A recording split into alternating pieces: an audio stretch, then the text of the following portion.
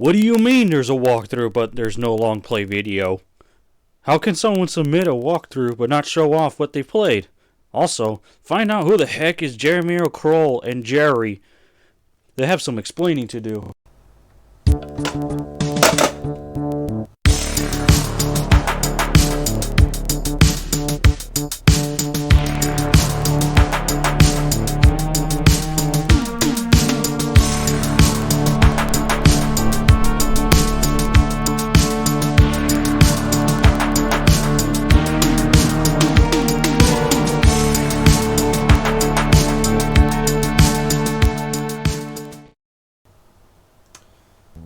You know, it's been a while since I've uploaded the positive retrospect about Zombieville, and there's some interesting details that I found since then.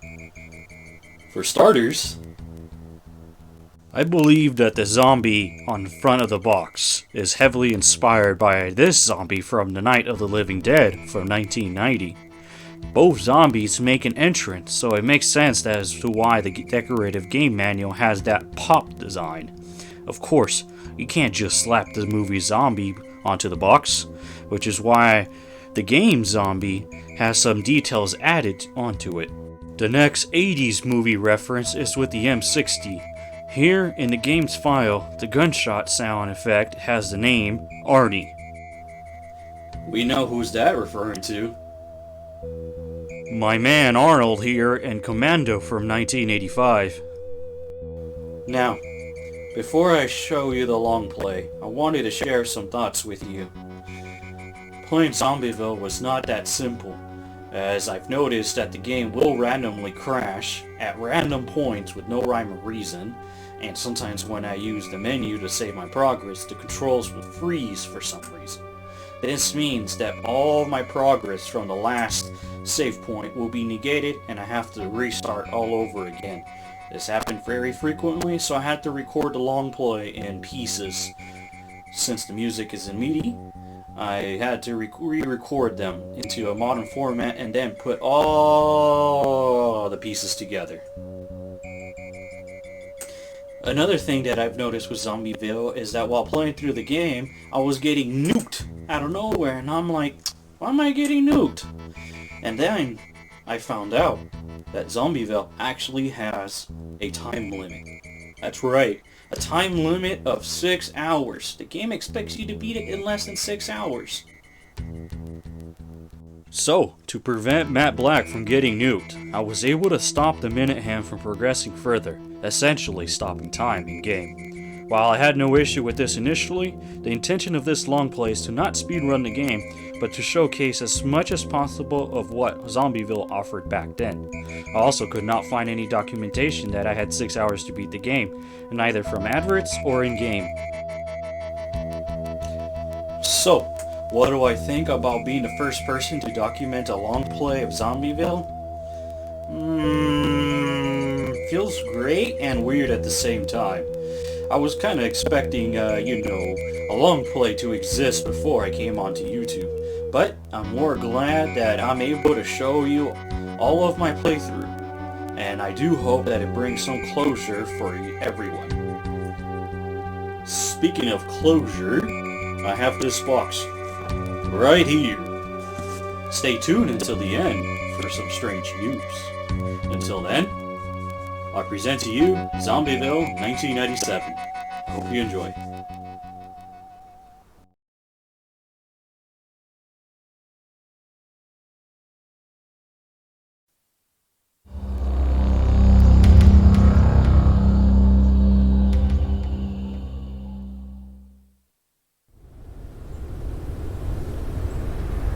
Read all about it!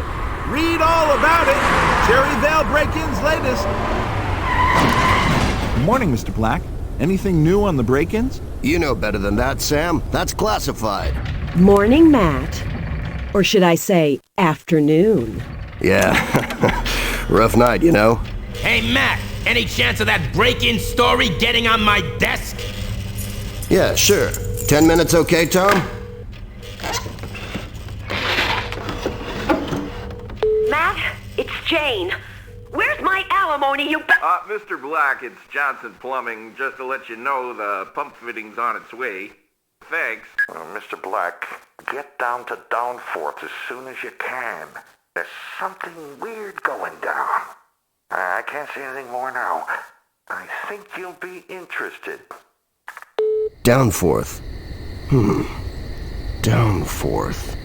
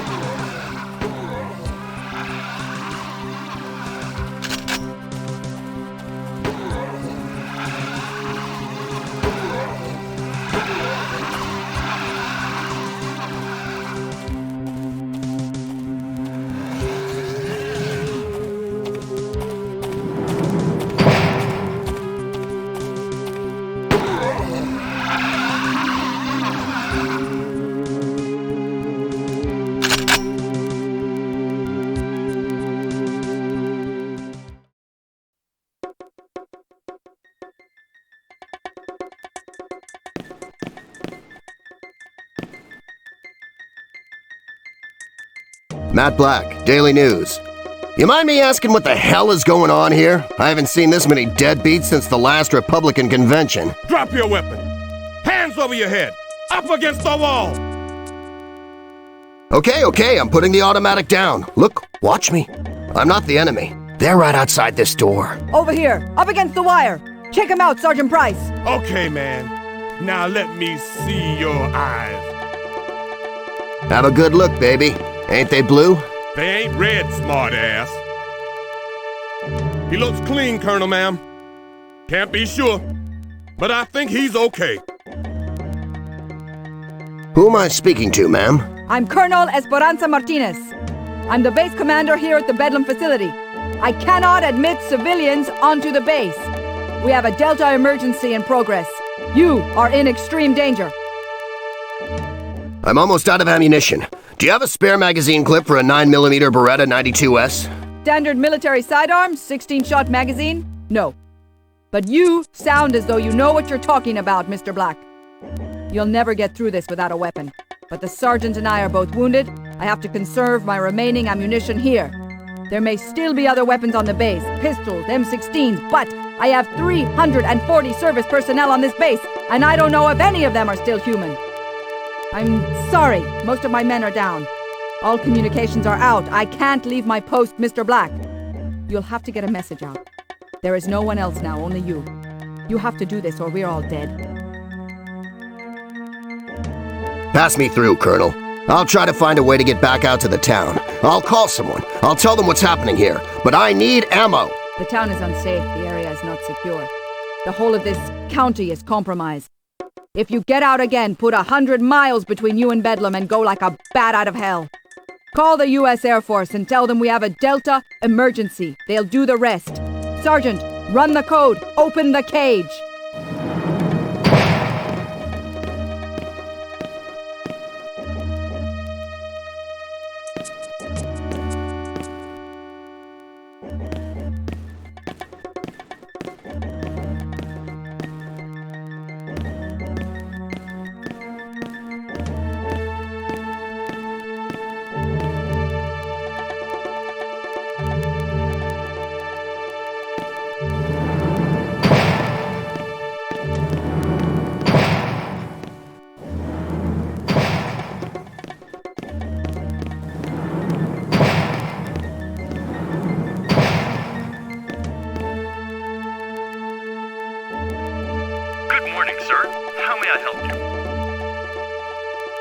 Let me guess. You're with military intelligence.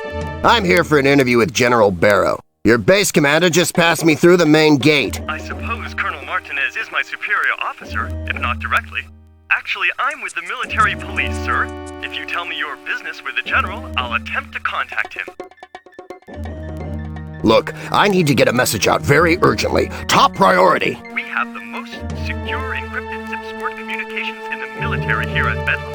Unfortunately, the satellite dish appears to have been removed. And in any case, an ECM unit, an electronic countermeasures jammer, seems to be in operation and blanketing out everything for 30 miles around. Not to worry, we keep ourselves very much to ourselves here. We're perfectly self-sufficient. We can go for weeks without needing to contact anyone off base. How long have your communications been out? About 8 hours. I'd call it unusual rather than an emergency. Who was it you wanted to see, sir? Why don't I start with you, Captain Dorling? You can show me how the security equipment works. Why, sure. Come on in.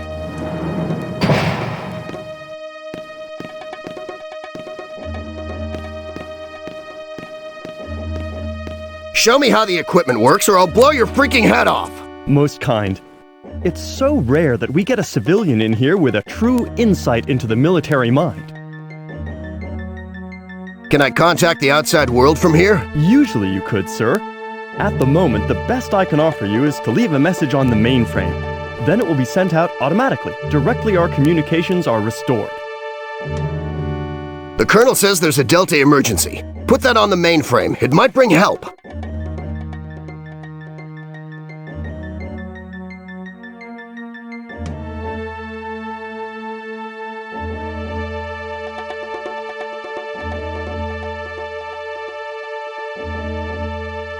Now let me see.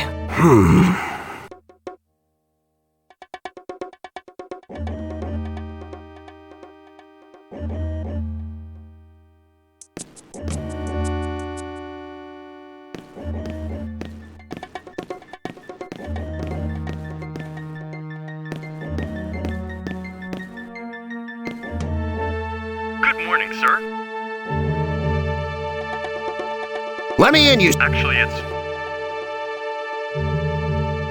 Are you crazy? This place is full of mindless, undead, flesh-eating, psychotic killers! So it is.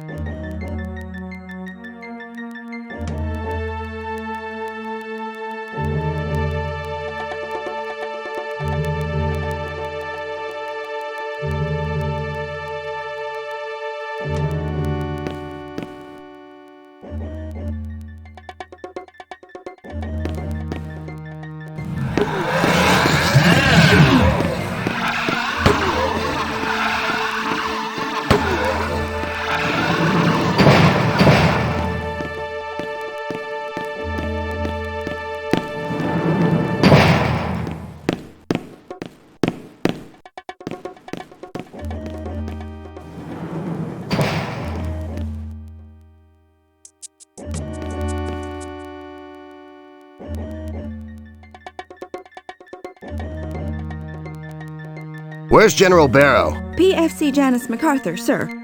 I'll need Colonel Martinez's authorization or I just can't talk to you.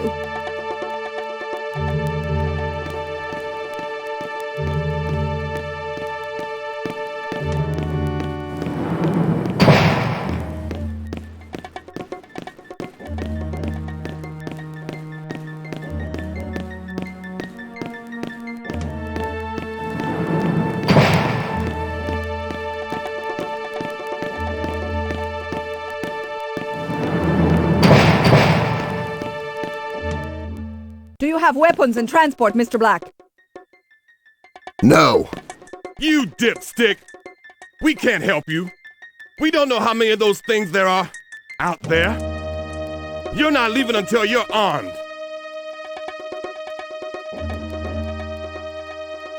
Colonel, one of your people is refusing to talk to me. I need some kind of written authorization from you. Which of my people? What do you need them to do? PFC MacArthur. Right, Janice. Okay, take one of the forms in the security office. They're in my ready folder in the special files. She knows they can only be issued by me.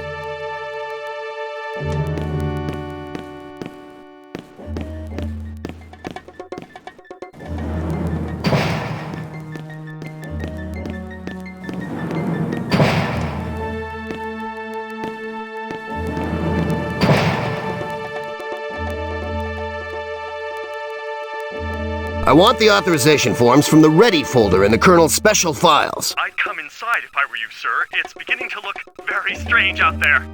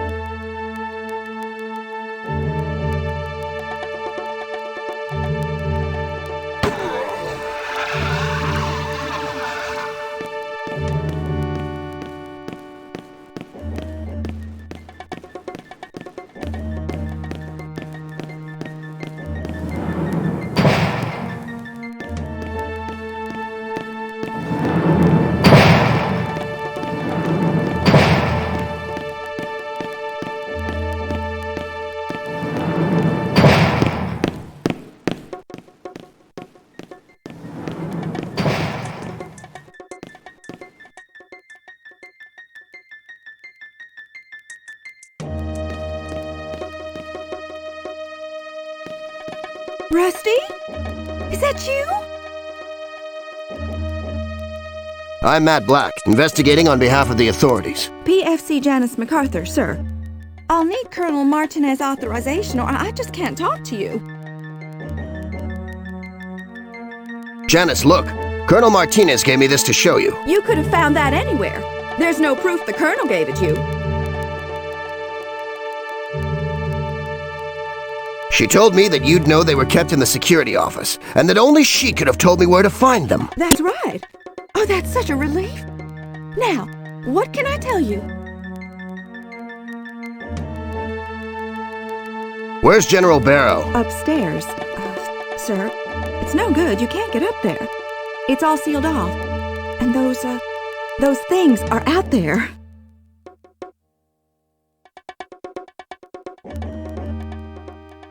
How can I get to the General? Who else is up there? Okay. Who's upstairs? I guess General Barrow is. Maybe Professor Stewart. He calls me up to take dictation most mornings. I don't know who else. Rusty. Private Clark, that is. He showed me the security pass card he was taking. And he said it was the only one. So, I guess none of us can get up there till he comes back. Janice, I'm sorry. I'll come back for you if I can. I have to find out what's going on here, and I don't have much time. Hang on till help arrives.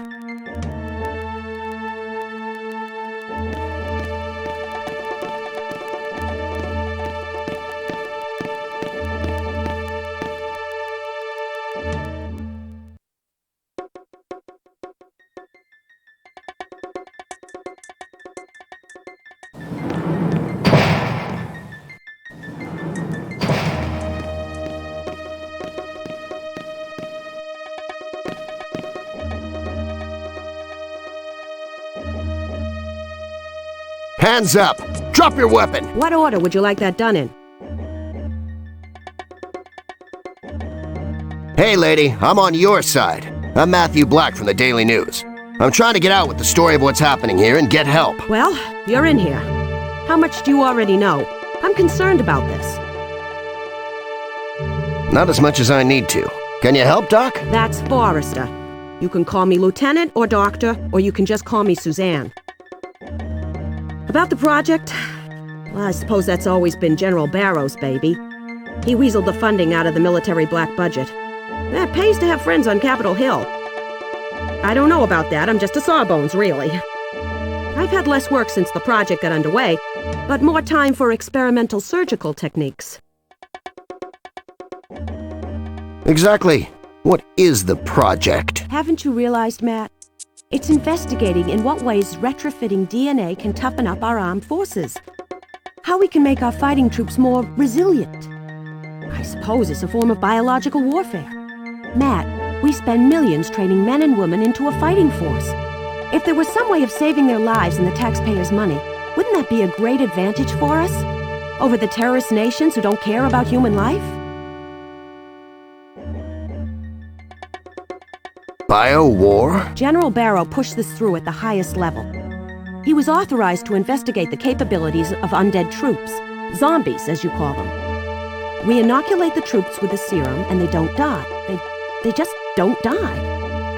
I could hardly believe it when I first saw it. It goes against all my medical training, but there it is. One dose of this serum and they're walking, talking zombies.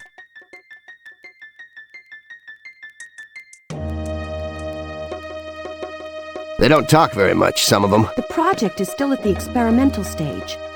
Some of them do suffer a slight drop in volitional function and intelligence. When did you last speak with General Barrow? I guess it was this morning? No, Laurie, the general, came in all of a rush. I didn't speak to him before this crisis hit.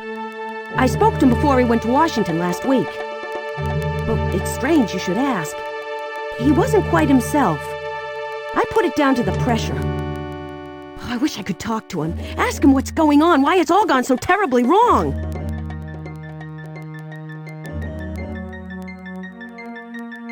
What's your connection with General Barrow? He's my commanding officer. He's a good field soldier, an excellent commander. Mr. Black, it was a tragedy for him when the Gulf War ended. If he could only command and battle again. It's peacetime politics in the capital that's making him do all this. He feels he has to make a name for himself. And now it's all gone wrong. I care. You see, Lawrence Barrow was with my father in Vietnam. He was his company commander. After Dad was killed, he paid to put me through medical school. He never pressured me to be an army doctor, but even as a little girl, it was all I wanted to do. So when this job came up, I pulled all the strings I could, called in every favor I was owed, and got a posting here.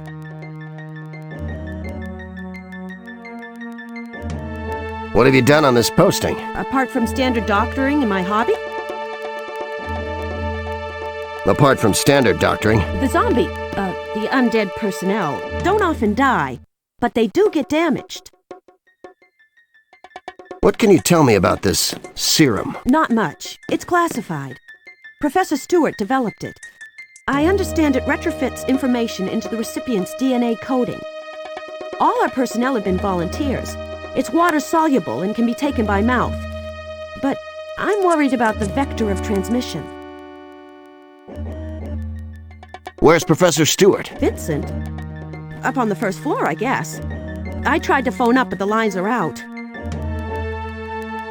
The vector? I spoke to that young man they brought in this morning. It was very hurried. Everything was getting dark. But I'm sure he said something about zombies in the town. Suppose there's been, I don't know, some accident. If a biological warfare weapon were involved in an accident, it would be terrible.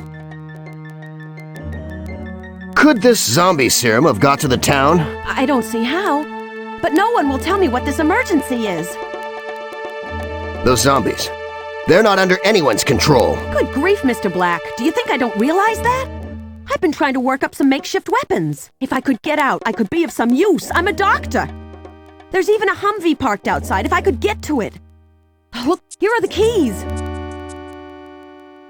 Give me the keys. One of the soldiers has taken the pass card for the first floor into town. If I can recover it, we can find out what's happening to General Barrow. The first floor is blockaded? Yes, you go. I'll stay and do what I can here. Good luck.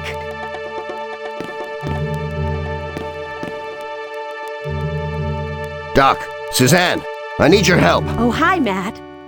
Just come here and sit in this chair, will you? No, I don't think so. Suzanne, I need the first aid kit. This kit, you mean? You want to open this? My father used to tell me all about the booby traps in Nam. Here, go ahead, open it up. You don't know that I've done anything to it. No thanks, all the same. There must be a better way of recycling the undead than sewing their legs back on. You could help me with my research. Let me take your pulse. I don't want to hurt you, Suzanne, and I don't want you to hurt me.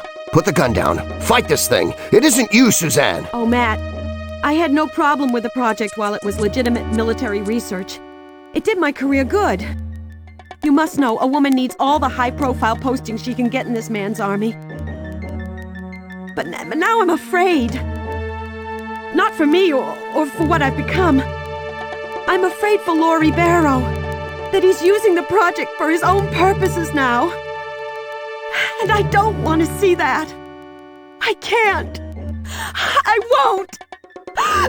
Daddy, I'm so sorry.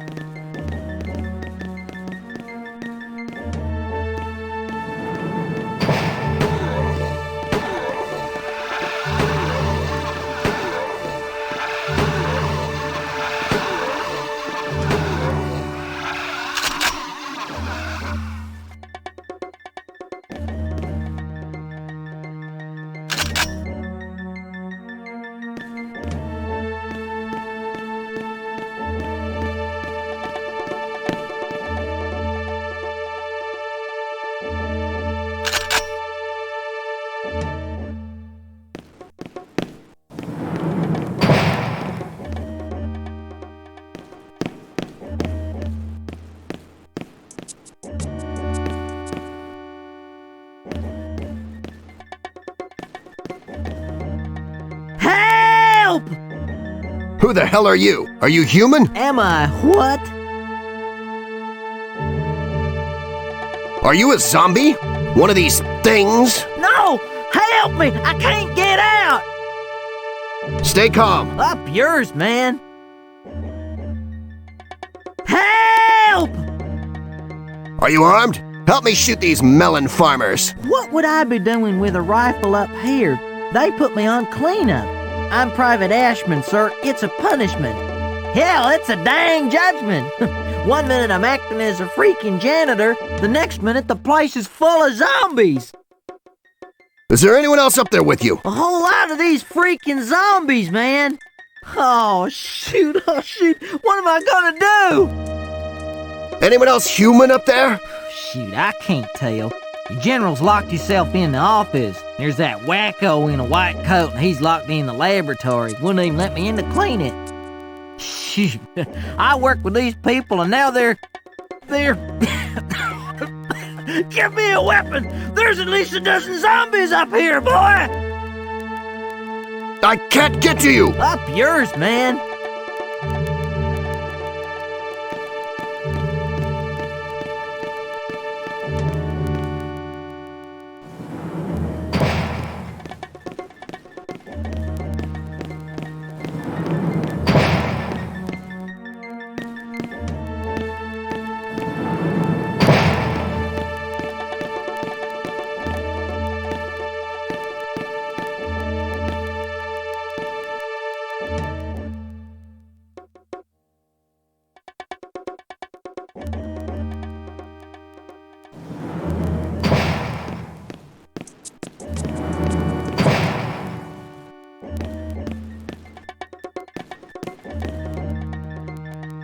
Give me your story and make it snappy. Don't shoot! What's a civilian doing in here? Doing in here? Those fascist military idiots threw me in here. That's what I'm doing in here. Look at this. They ruined my suit. They ruined my shoes. I paid $300 for these shoes. You must be on Senator Patrick's staff. I'm Matt Black, Daily News. I had a tip-off from your office. Everything I say is off the record. Do you understand me, Mr. Black? Off the record. You do not breathe a word. You do not think a word. You most certainly do not print a word. I am a lawyer. I'm employed by a senator on Capitol Hill. You do not want to know how many ways I can sue your ass. Do I take it you want the credit for breaking this story to the public? Let me explain something to you, Mr. Black. God knows, Washington is full of lawyers. Senator Jesse Patrick loves legal research. He made state governor as a lawyer, and he's made a specialty of it. Consequently, he has a staff of 5 lawyers, 7 paralegals, and a dozen clerks and secretaries, all of us doing the scut work, so he looks good. I went to Harvard. I'm sick of being anonymous. I want to be the young lawyer that blew the Bedlam scandal wide open. I want to be working for some New York firm and billing $400 an hour. The senator can keep his assistant's job. He can keep it for someone too poor, too dumb, and too stupid to find a way out of it. Now, off the record. Okay. I guess I don't have any leverage, do I? There's no time to argue. It'll be off the record. Heck, you can take all the credit.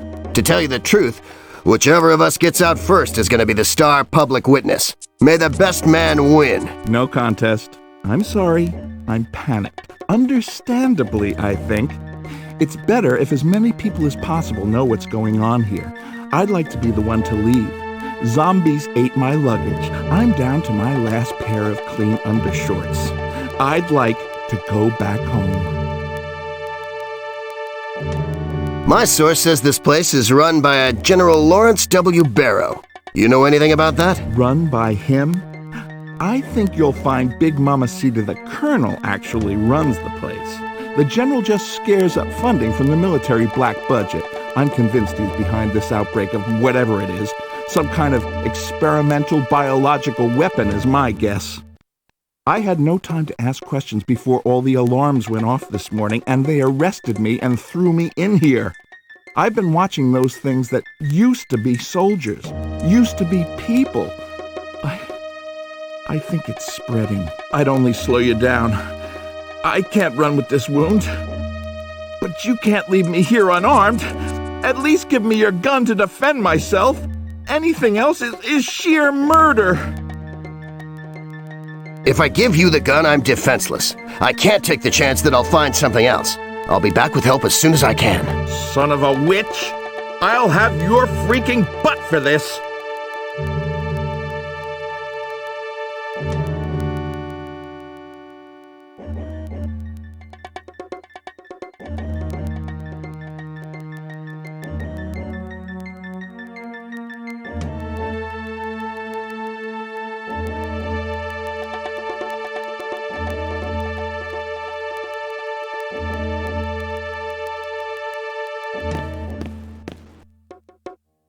Hey, it's me, Black! Are you still one of us?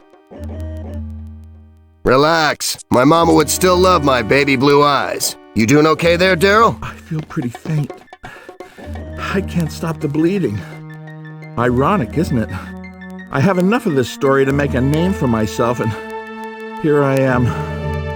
What? Who? Oh, I meant to tell you something. The town. Yes, the town. Don't try to get out through the town. It was too dark for me to be sure, but I swear I saw...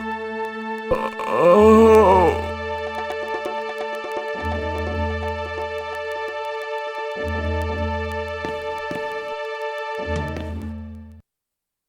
I feel very strange.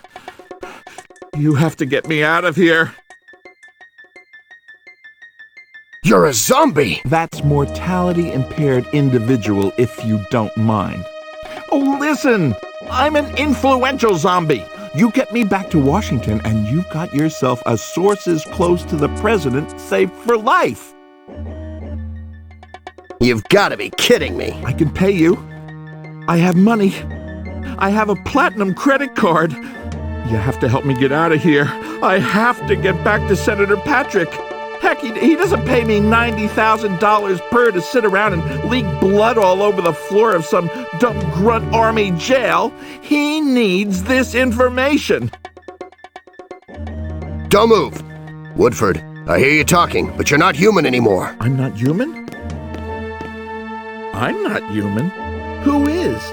This bunch of hairy grunt soldiers? Lawrence W. Barrow, 5-star general? Barrow's one of us now. That dumb attorney in town, Karen J., the people of Hicksville, they're like us now. How long do you think it's gonna be before you join us? I just wish you were human enough to thank me for this.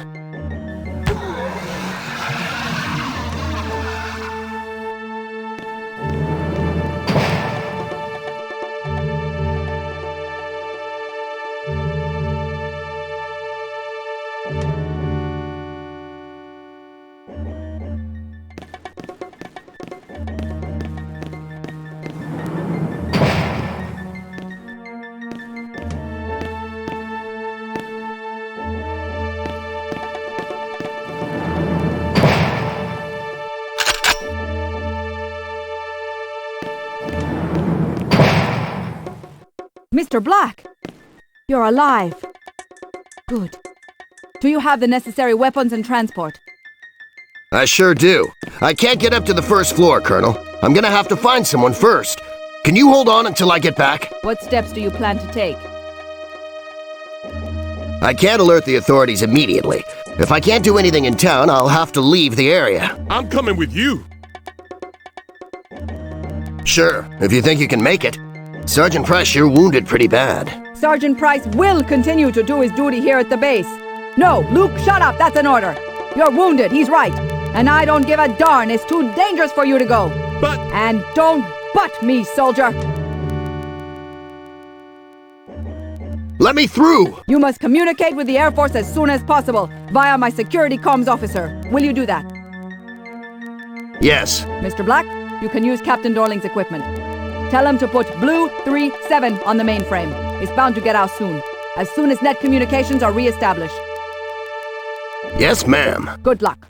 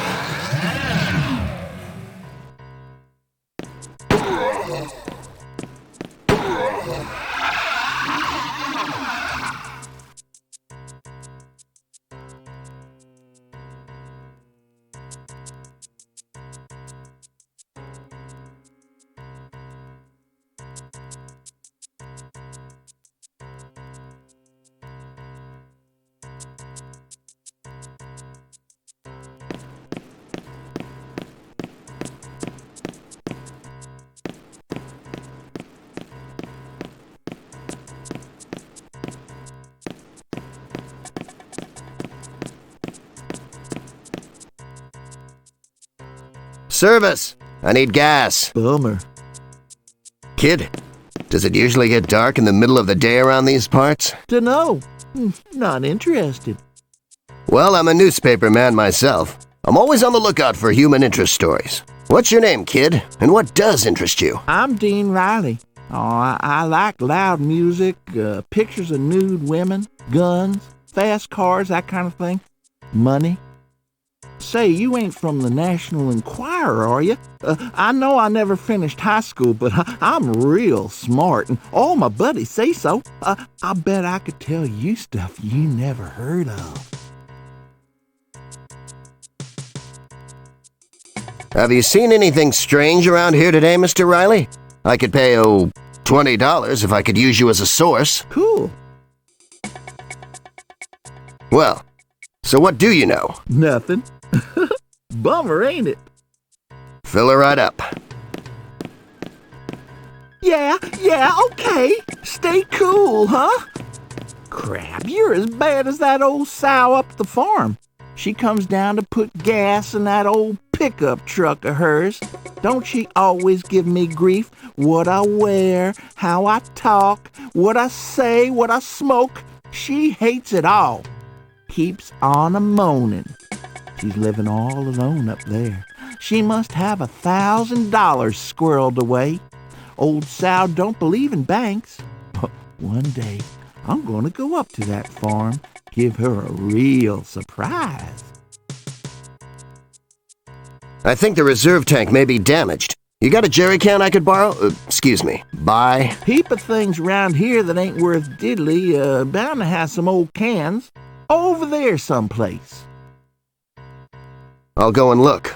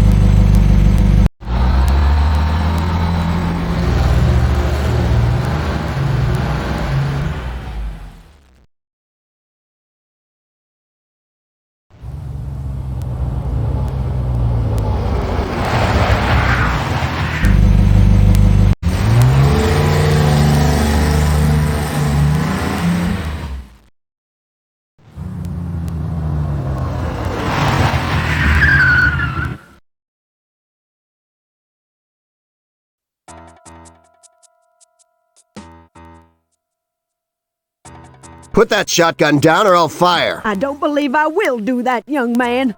Not till I have a good look at you. You get down from that thing and get close. I'm Matthew Black, ma'am, from the Daily News. I can understand that you're nervous right now.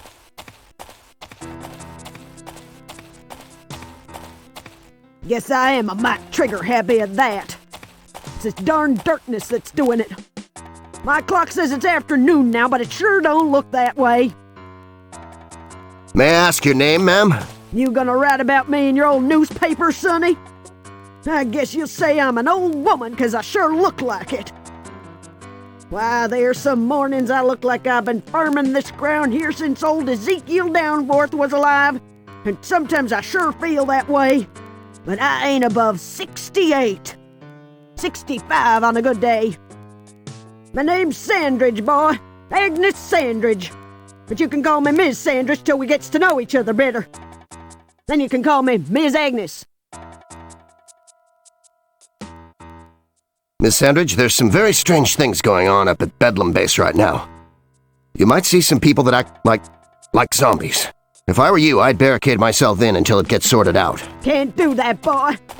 My brother Clyde's a worthless son of a witch, all things considered. But I guess he's out there somewhere with that darn townsfolk, and I gotta stay here and keep the place open for him in case he's trying to get back here. What happened to your brother Clyde? Well, I used to employ him as a handyman around the farm. Not that he was what you might call handy, but heck, he was family. He up and disappeared a while back, though. I reckon he drank too much or lost a little too much money playing poker with that darn Territ pool woman and the army boys from the base. And ran off someplace to avoid paying his debts. Well, he'll be back sometime, tail between his legs. Funny thing, he used to be interested in that kind of rubbish as you were saying about zombies and such like. I don't believe in no zombies, no sir. Got a whole box of his rubbish out back in the shed. Whole load of books, too. Would you mind if I looked at your brother's effects, Miss Sandridge? His effects? You mean Clyde's old boxes? Well now, Sonny, I tell you what. A frail old woman like me feels a mite unprotected out here.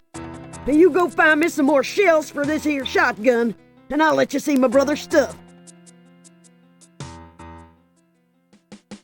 Shotgun shells? Where am I gonna find shotgun shells? Now, if I was a bright young fella like you, I guess I'd work out that they just might be in the store. I can't go into town, but you can.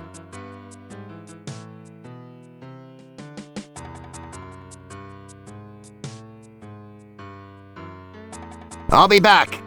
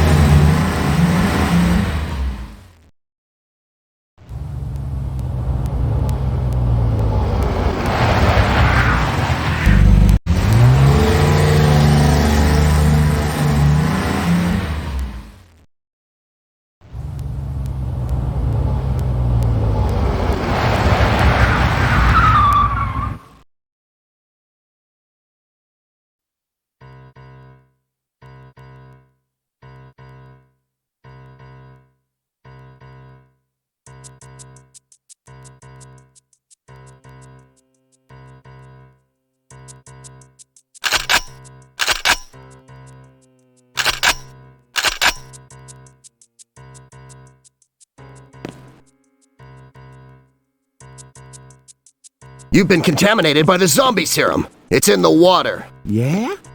It's real mean stuff. I feel great.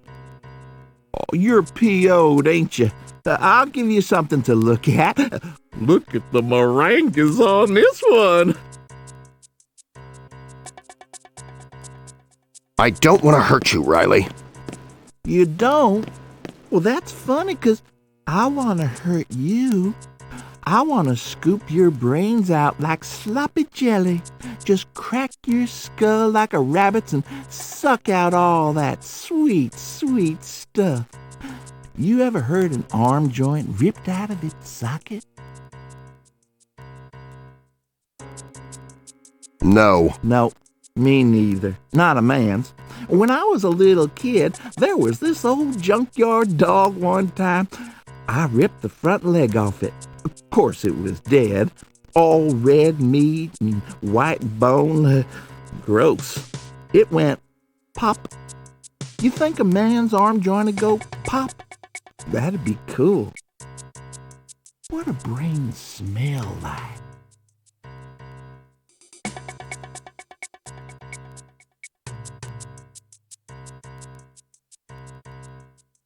I'll give you 30 seconds to start running. Then I'm gonna turn this gas station into one big fireball, and you with it! You can't do that. What you gonna do it with?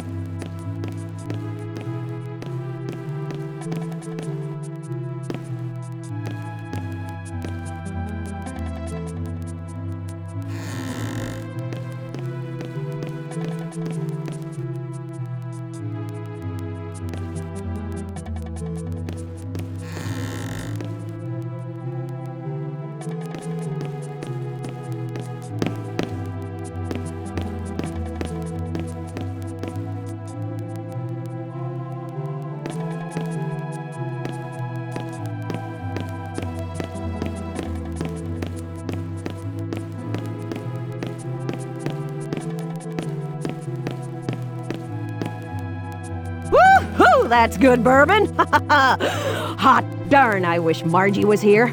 She's off someplace in that darn cab of hers.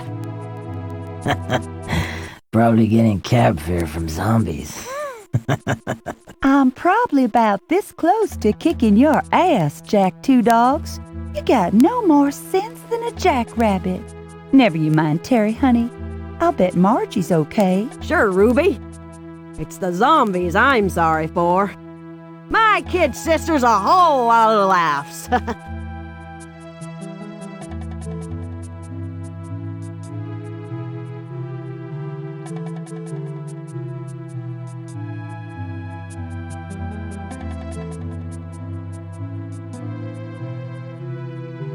Double whiskey, please. Sure. Have it on the house, honey. So what are you doing in here on your own? No pretty lady with you? I bet that doesn't happen too often. Handsome guy like you. What you do in the big wide world? I'm Matt. What's your name? I'm Ruby, sweetheart. Ruby Morgenstern. What do you know about what's going on in Bedlam? You mean these zombies? Oh, darling, you don't want to worry about them. Not a big, strong man like you. Aren't you afraid? Look, I could try and get you out of town safe. If I could just find a phone. I'm not afraid. Zombies, they're just more bad luck on my path through life.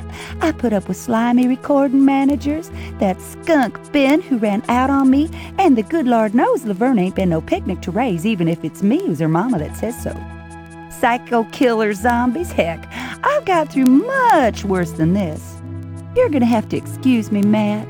I have to clean up the bar. Don't you go away now. I take a break in a little while. You and me could go upstairs and get acquainted, away from this bunch of big mouths. We could take ourselves a bottle or two, have our own little party. You hang on now.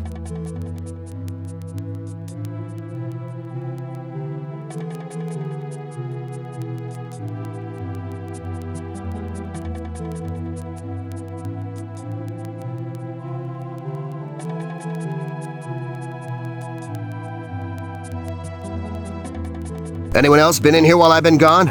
Anyone from the base? Guess I threw a few out. Don't know what Ruby'd do if she didn't have me to protect the place. I'm tough, me.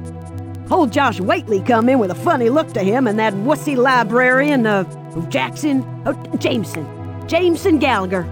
He come in with his eyes all red, so out he went. No soldiers, though.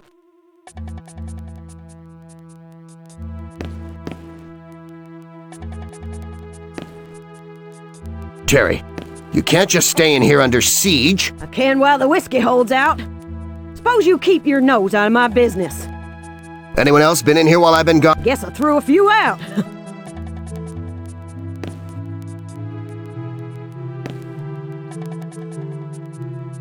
Hi, I'm from the Daily News. No kidding. Oh, that's just Jack.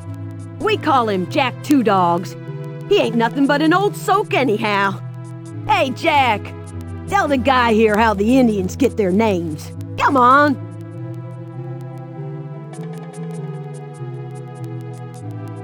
You mean Native Americans, Terry. I don't see as it matters what you call us. We won't get our lands back. Put that in your paper, Mr. Black. Where are you from? I come from the mountains. There are demons, dreams, bad things in the rocks. I've dreamed much since I walked the hard streets of this town, and yet I do not leave.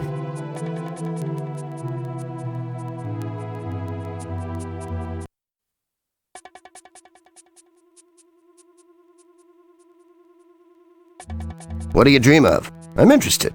I need to get a feel for this town to write about it. And will you write when they've torn your legs and arms from their sockets and set you to wriggle and crawl along the ground to bleed your way to your death? You are here with us now, trapped within these walls, and death waits outside. Your death. My death. You must be pure to defeat death. I am not pure. I am contaminated. It touches me more easily because I have the old land in my blood. I am wolf who runs at night. And I see.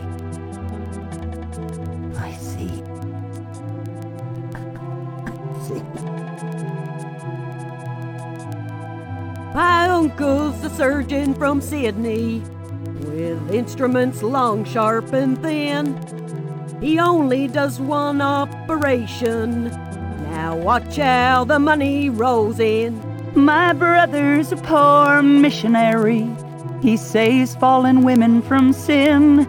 He'll save you a blonde for $5. Now watch how the money rolls in.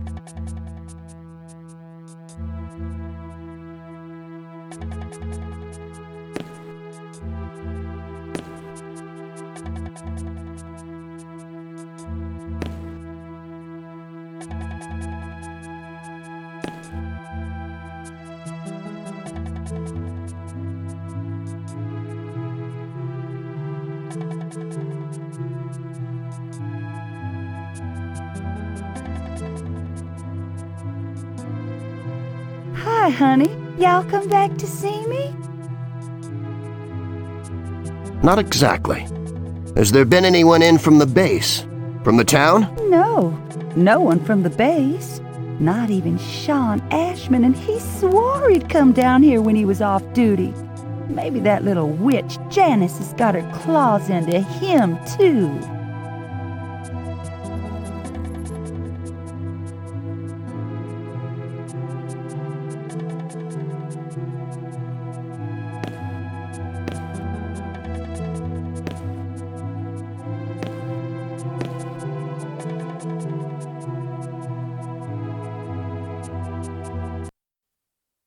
Get back!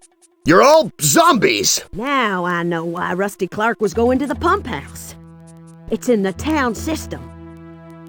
My pop always warned me about taking too much water in my whiskey, and he was right.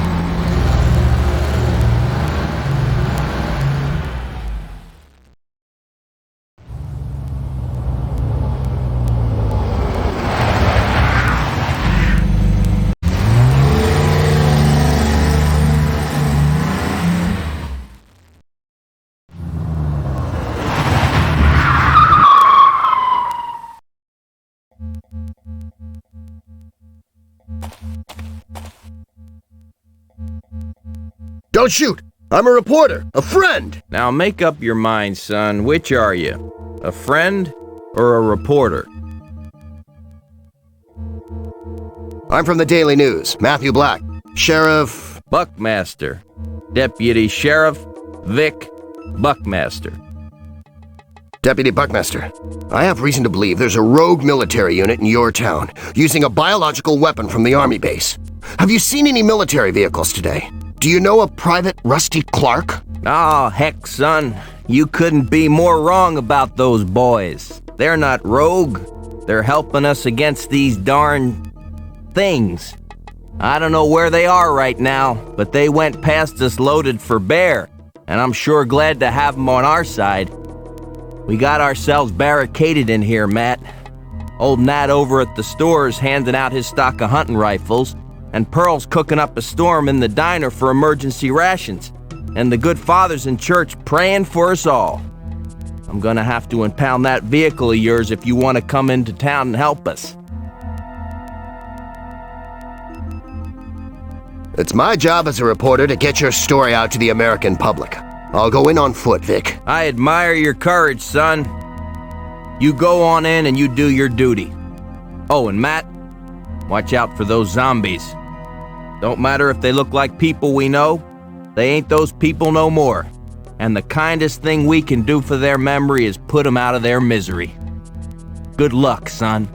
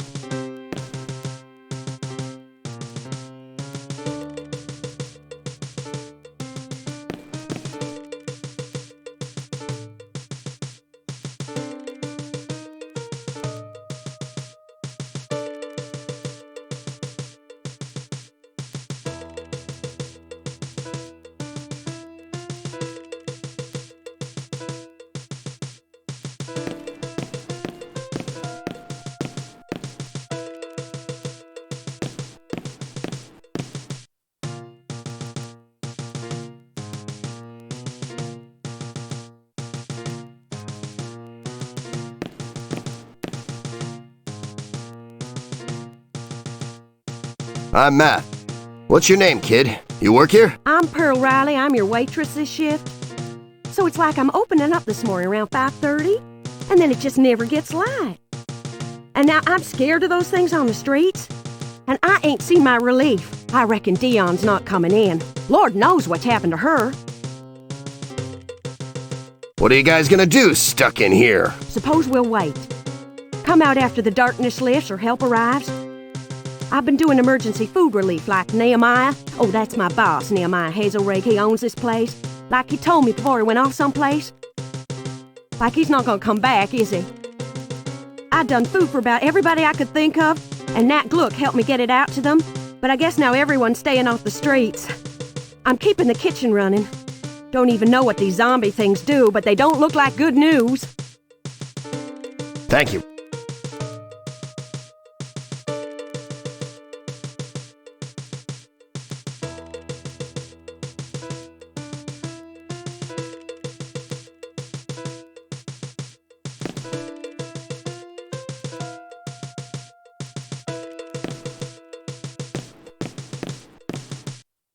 Hi, I'm Matthew Black, Daily News. I'm from out of town. I guess you're local? Richard Derby. Yes, I'm local. For more years than I care to think about, Mr. Black. To tell you the truth, I think that's the problem with our little pearl beyond price here. She thinks I'm too old for her. Shoot. I think your son is too old for me. Ah, you see. Freshen up this coffee, will you, my dear? And I'm just a small-town barber after all. Still, I shall persevere. Water wears away the hardest stone in time.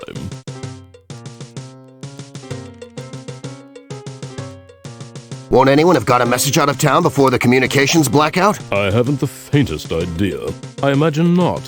Surely the place would be crawling with trucks and helicopters and men waving guns by now. This is very tiresome.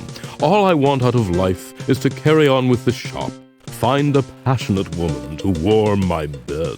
Passionate housekeeper to cook your meals, more like. You think I don't know you only come in here for my cooking? And pass my declining years in Downforth as happily as the first 43. There are zombies on the streets. Doesn't that even bother you? They're not in here, are they? I'm sure we'll spend a pleasant day chatting, and someone else will deal with this emergency.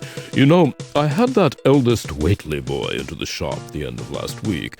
Heard him talking to his brother about their, social life. Well, what his brother Chuck actually said was, "You want me to do what with a sheep?" So, I assume...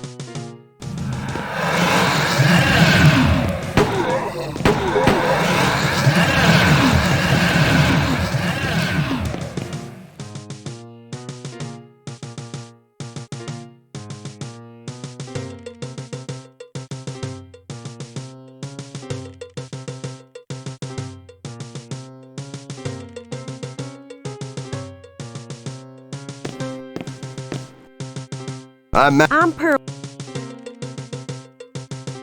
What do you guys... Thank you.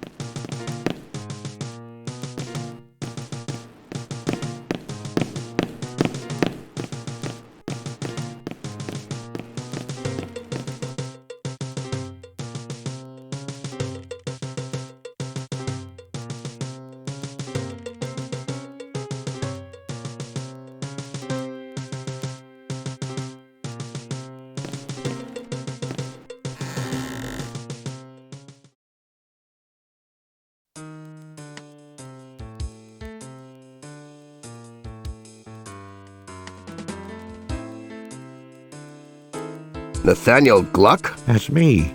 Come on in. Make it fast. Get in and get down. You're safer in here. My lord, is there anything still alive out there? I'm Nat Gluck, by the way. I own this store. Matthew Black, Daily News. I hear you've got weapons in this store. I need them, Mr. Gluck. I need them bad. Sorry, Matt. Most of the stuff is gone. I've been handing it out all day. All I got left is bare shelves. I was about to shut up the store and go find Vic Buckmaster to help him set up the town defense. Them zombies was coming through in wave attacks, just rolling over everything in their way.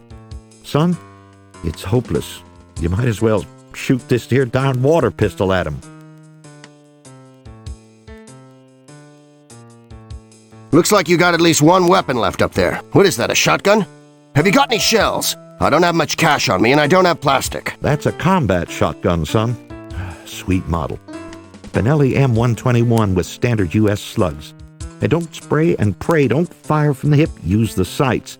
And no darn debtor's gonna get up again. Sad to say, I need it more than you do, and this store don't offer credit.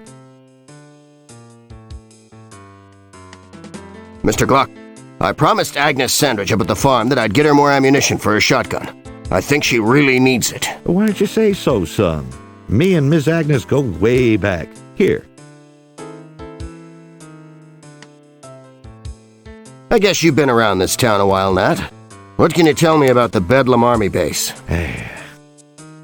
I've been here since I was a sprat, except for my time in Korea.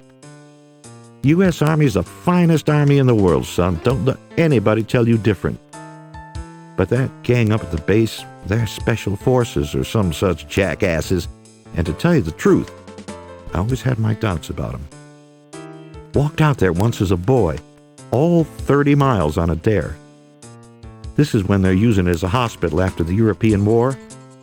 And darn if I don't see some guy with his face half off and skin just like a lizard's covering it all up. And that ain't half of it, son. You know a lizard's eyes? Well, he had a third eye smack in the middle of his forehead, all green and glowing.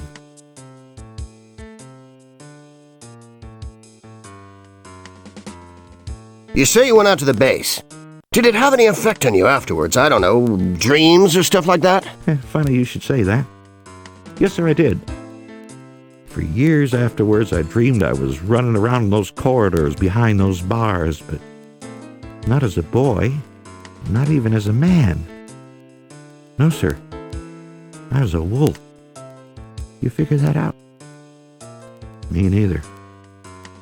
And it didn't stop till I met another wolf in the dream, all covered over with feathers and light. Said he was a wolf who runs at night. And I could rest easy now, 'cause he'd take the burden. Funny. I thought about that for years.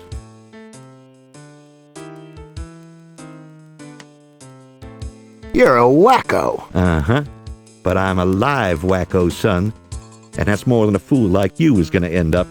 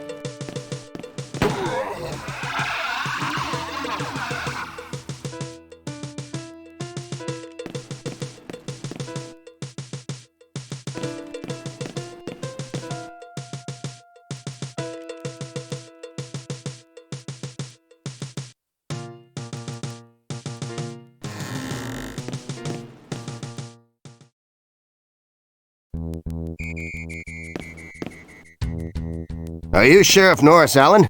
Your town's going to heck in a handcart. Yeah, I'm Norris Allen. You can call me Sheriff. Who the heck are you? I don't like strangers sniffing around my town. I'm Nat Gluck. I'm on the staff of the Daily News. My boss sent me here to cover the story of the zombie outbreak in Danforth. Vic Buckmaster sent me. I met him up at the checkpoint. Your deputy? I'm Matthew Black. Vic's an old busted law officer. He don't count for diddly squat around here. Sheriff Milford kept him on till he retired because they was drinking buddies. Vic wants his darn ass kicked. I'm the law. I got the best record for arrests and convictions in this county, especially out-of-town hippie freakos. The boys up at the base always ask me to keep an eye out for criminal elements. Seems like they got quite a problem out there. Now, why don't you just leave my town before I decide you're a problem?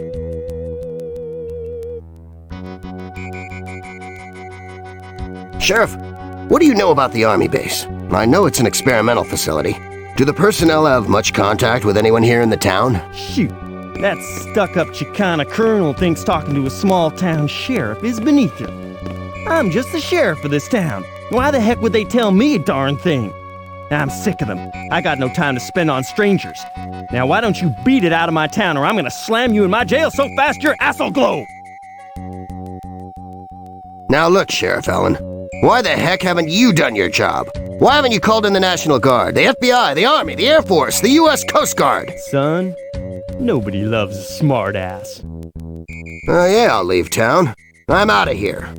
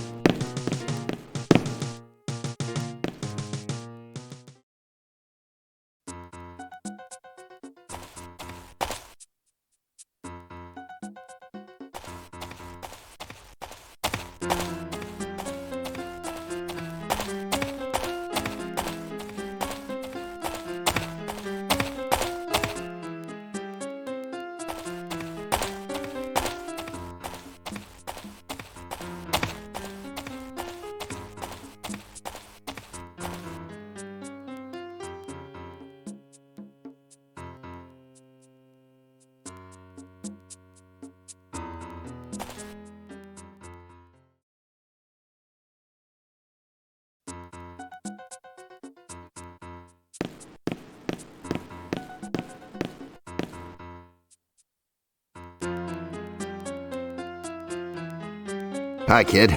My name's Matthew. Say, aren't you a little young to be a zombie? No, indeed, I am very old. God sends me a trial master, but I do not truly know what it is. Whether I am soul, spirit, or ghoul, I am Ruthie. Would you hear me sing a hymn? Or pray? Mother told me always to be a godly child. Sometimes I can speak in tongues, but but not this day. My puppet is lonesome, Master. Shall you ask her name? Shall you play with her? Oh, okay, right. What's Dolly, what's your name? My name is Little Ruth. I am a godly puppet master. Let not us that profess the gospel and the knowledge of Christ be bewitched into beholding the devil, for that is a great sin. Big Ruthie is a sinner, master. She has been here oh so many years, and she does not go to heaven. She was sick with a fever, and Goodman Ezekiel came and spoke Jackiel's words over her, and now she has the body incorruptible. Little Ruth, will you ask Big Ruthie if I can look at Ezekiel's books? Truly, Little Ruth says she will be bold to discourse to you. She likes your play. Kiss, Puppet. You're not gonna tell anyone about this, are you? Okay. There. Is Little Ruth happy now? Would you like to hear me play the harpsichord, Master?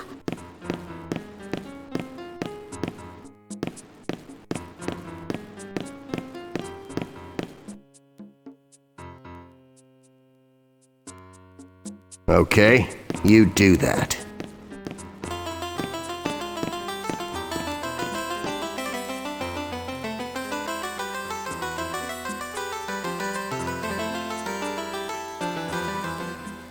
It is a most pure and godly music, Master, fit to be played in a church. Goodman Ezekiel would play it for the raising of spirits. Look! I am most sorry for the ectoplasm. Mother did always say I was a bad girl to draw all over any such paper. That's very nice, Ruthie. You can stop now. Show me Ezekiel's books. Little Ruth will read to you. Will you listen, Master? Go on, Little Ruth. Matt's listening. Here is a day that mentions Big Ruthie, Master. Year of our Lord, 1744, April 3rd. But as touching the devil's visible or invisible execution of disease, certain it is that such a case is come into my hands. This day I did go again to the house of Margaret Trickett, a widow, where her daughter lay long sick of a fever, so it was feared she must die. There did I read the holy words from the book of Jackiel, attempting again that she should be healed by the favour and grace of the Lord. Then did a monstrous, vile, and most inhuman demon appear, so great that I knew him to be the Lord of Carrion, father of lies, the grim reaper and bringer of death into this world. The hand of God was strong upon me this day. I did fight, exorcise, confine, and bind the grim reaper himself, so that young Ruth Trickett shall live and be recovered from her sickness. That is Big Ruthie, Master. Do I not read excellent well?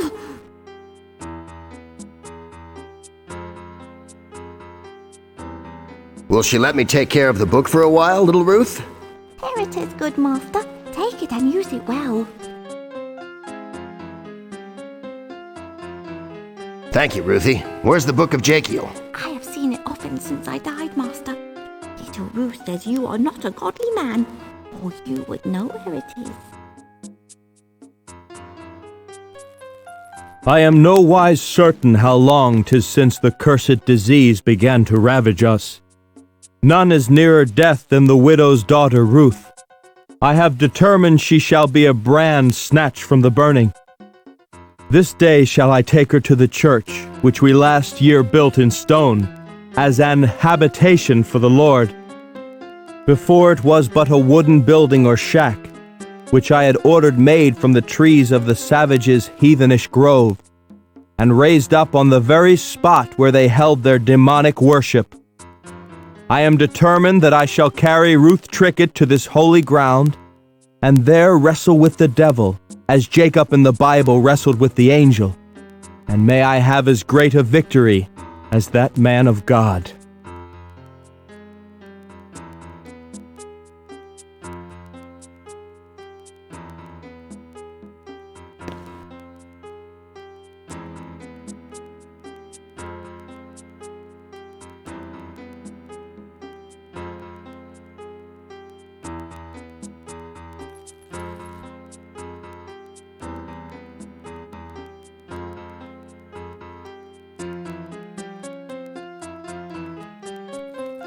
This Rabbi Jekiel was reputed to have power over the elements, whenas he lit his house and abode by magical means, hence the spell called Jekiel's candles, which shall light the house of the Magus with a constant and undying blue flame.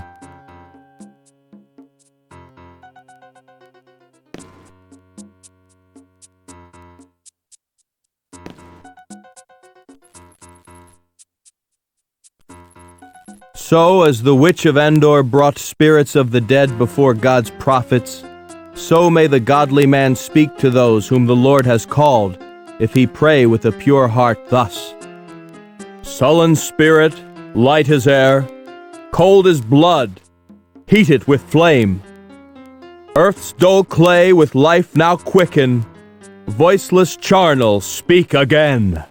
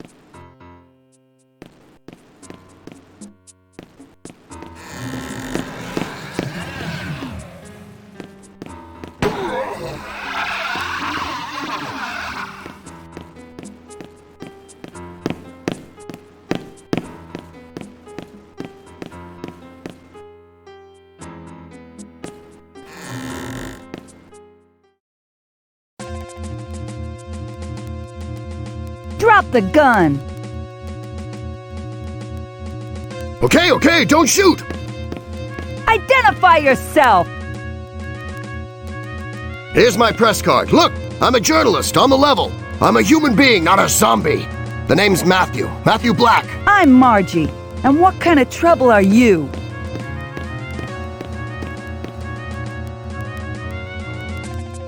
I'm looking for soldiers. The zombie troops. Who the heck are you, honey? What are you doing out here? It's dangerous. Oh, yeah. I guess I'm just a little old helpless female, ain't I? I forgot that. Heck, little buddy, this is my garage, my cab, my truck, and I ain't letting no zombies have them without a fight. Father Middleton tipped me off that there was something funny in the water supply, so I came back here and took a look. They got a whole unit in there, little buddy, with snipers on the pumphouse roof and claymore mines on all the approaches. I reckon you were lucky to get to my garage without one of them zombie soldiers spotting you. I seen at least one of them using thermal imaging equipment. I got some of that kit myself secondhand, but somehow I don't think it's gonna help me spot something that's dead with no body heat. I've got an urgent mission. No kidding. Freak off, civilian amateur! I can tell you exactly who's in the pumping station, and why. Their leader is an army grunt from the Bedlam Base. His name is Clark. They're contaminating the town's water supply. Now why would they be doing that, little buddy?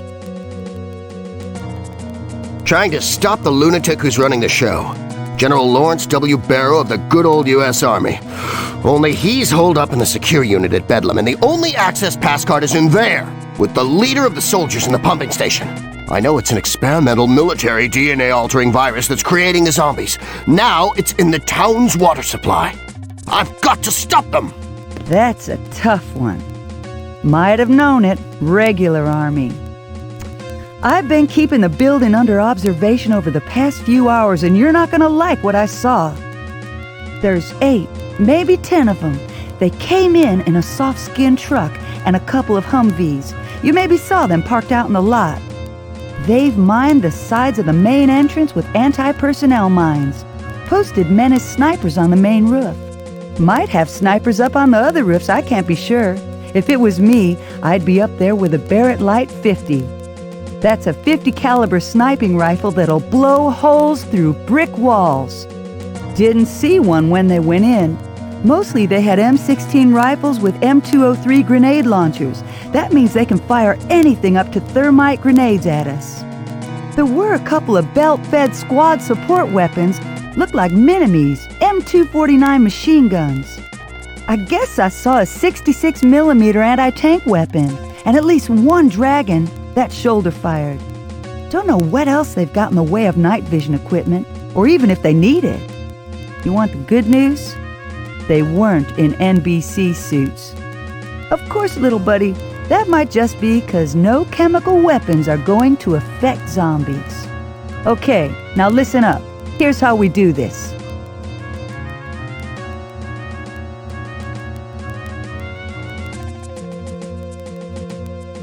Okay, here's my plan. We got 2 choices. We can go in as a ground attack, or we can try and bust through the pumphouse entrance in my truck here. It's a 2.5-ton truck, soft skin, got no armor, but she goes like a guided missile. Problem is, they'll know we're coming. We'd have to hit them very fast and very hard. Option 2, we go in on foot. We might be able to sneak around and cut the wires to the claymores. They're triggered by an M57 firing device, but without the connecting wires, they ain't doing nothing. We'd have to try to take out the enemy outside the pumphouse silently, then hit those on the inside hard while they don't know they're undermanned. The fact that we don't know how many people they've got up on those roofs bothers me. The advantage is, we could have half of them dead before they even know we're here. I guess I'll leave the choice up to you. But get one thing straight, Matt, little buddy. I'm experienced in this kind of work. When we're in there, I give the orders.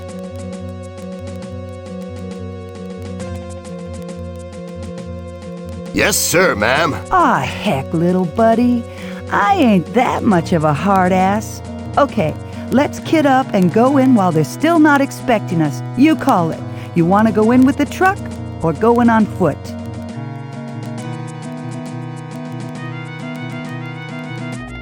Let's take the truck.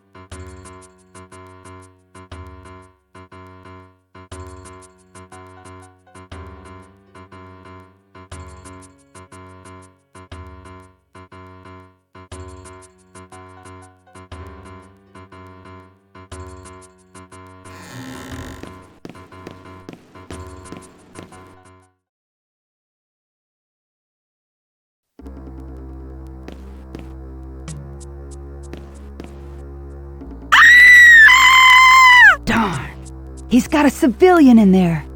Little buddy, he may have taken more than one hostage. This makes things complicated. Margie, you've done this kind of thing before. How do we handle this? Normally, I'd go in hard and fast with blast grenades and MP5s and take him out while he's stunned. But he knows he's been spotted. We can't take him by surprise now. Heck, I can't see him. If you see the girl on her own, little buddy, don't approach her. He'll have handcuffed her to something and be hiding, covering her. If he's smart, he'll booby-trap her, wire her up to a claymore. I wish I knew if he prepared this position beforehand. He may have the windows mined and the doors covered.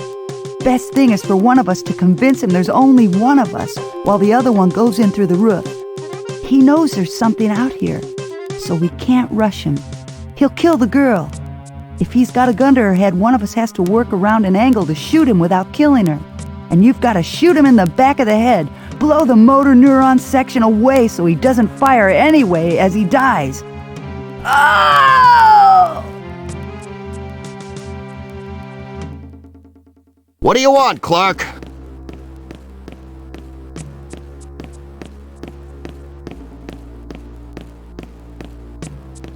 I've got little Laverne Morgenstern in here with my gun to her head. I want the keys to the truck and all the vehicles, and all your weapons put in the back of the truck. Then I'm getting out of here with the girl. Okay, but it's gonna take time. You know that, Rusty. Satellite communication may be possible with the base, but the mission complete signal was sent. They may have shut down. Sure, sir, they could use artillery and shell us out, but we can't do anything about that, so let's worry about the things we can control. The corrupt are all around us. I'm raised to the body incorruptible. And I say unto you, unless you are scorched in the blood, unless you are washed in the pestilence, you shall not be saved. Laverne, duck!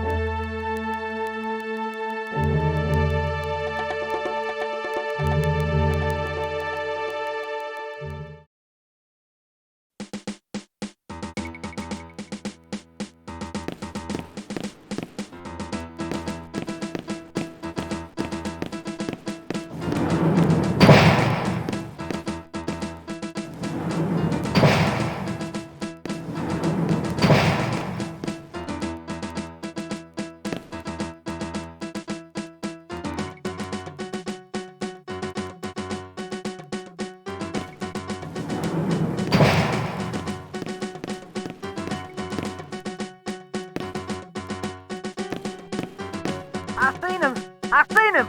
All them good old boys off the ranges. All them guys from the PX, eyeballs hanging out, guts in the dirt. The eyes! The red eyes! Oh, man. Oh, no. Oh, God. Ah! Ah!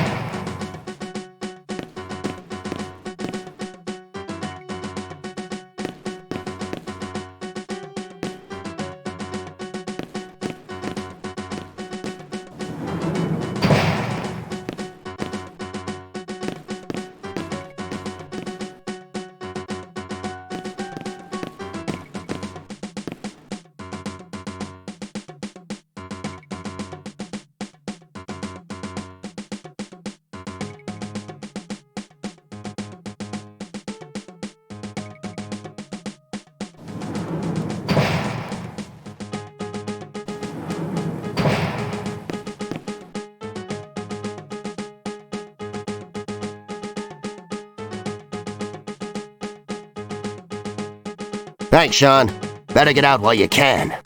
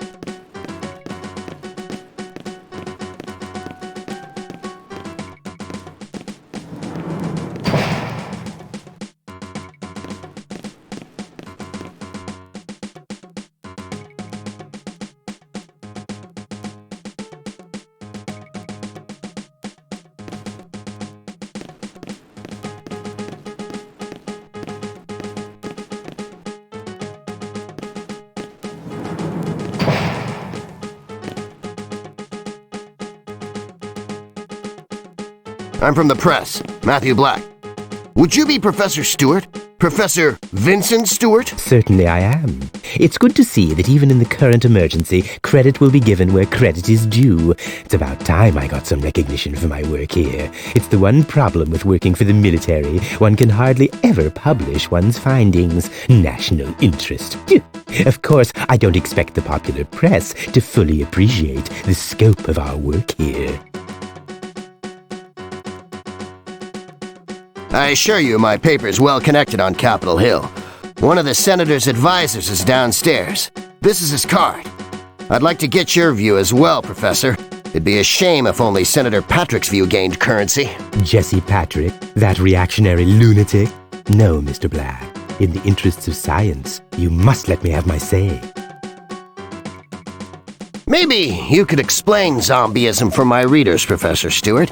We'd have to give them a layman's view, but I'm sure my editor would be very pleased to print your comments. They are not zombies. They are mortality-inhibited experimental troops. Good grief, Mr. Black. Do you have any idea of the amount of research that has gone into the XMZ-1A project? I brought in all my investigatory material from the Human Genome Project. Here in these laboratories, we have since developed a method of adjusting the individual's DNA in a postnatal state so that the body, circulation, skin, and major organs become damage-resistant and self-replicating after trauma. Do you have any idea how much of an advance this represents?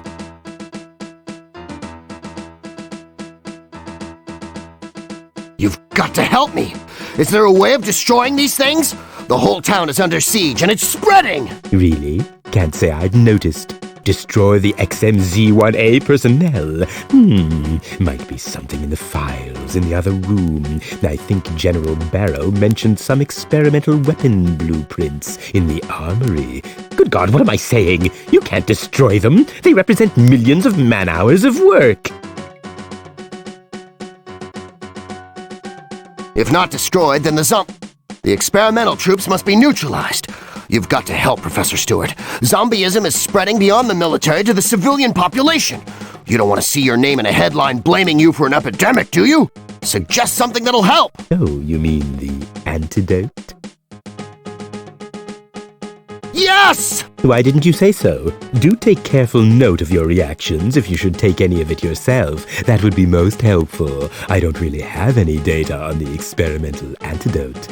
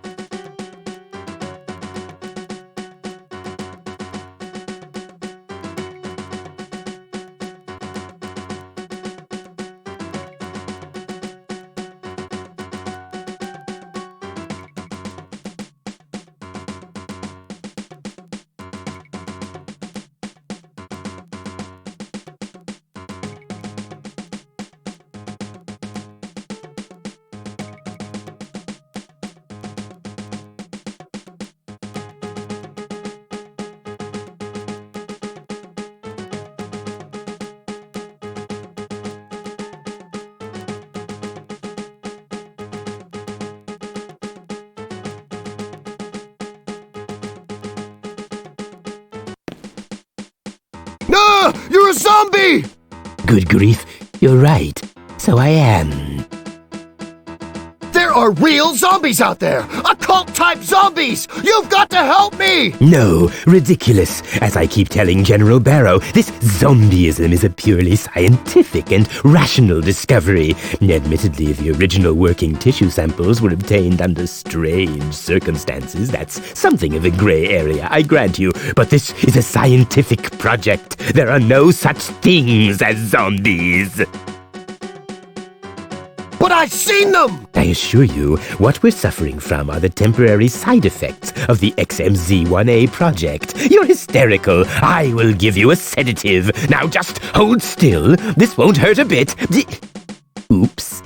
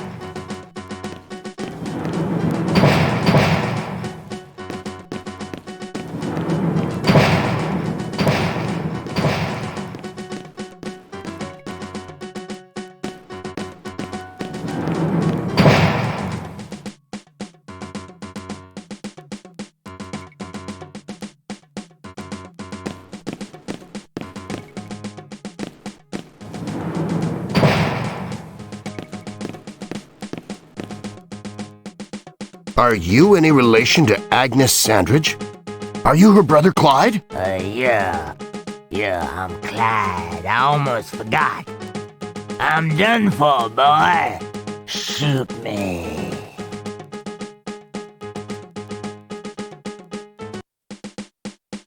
I need your help first. The last thing I can truly remember, I was coming back to the poker game. I reckon it was Joe or Rusty who had us holed up playing in the graveyard on account of they didn't want to be picked up by the MPs. And Terry didn't want the sheriff telling her she couldn't drive her truck on account of her being drunk. Not that she was dealing like she was drunk. She sure had enough of my dollars, Then Terry, she said, they gone up the old church, and I said, don't they know shoot? They must be crazy going up there. And then I heard Dogi Matsu screaming out something.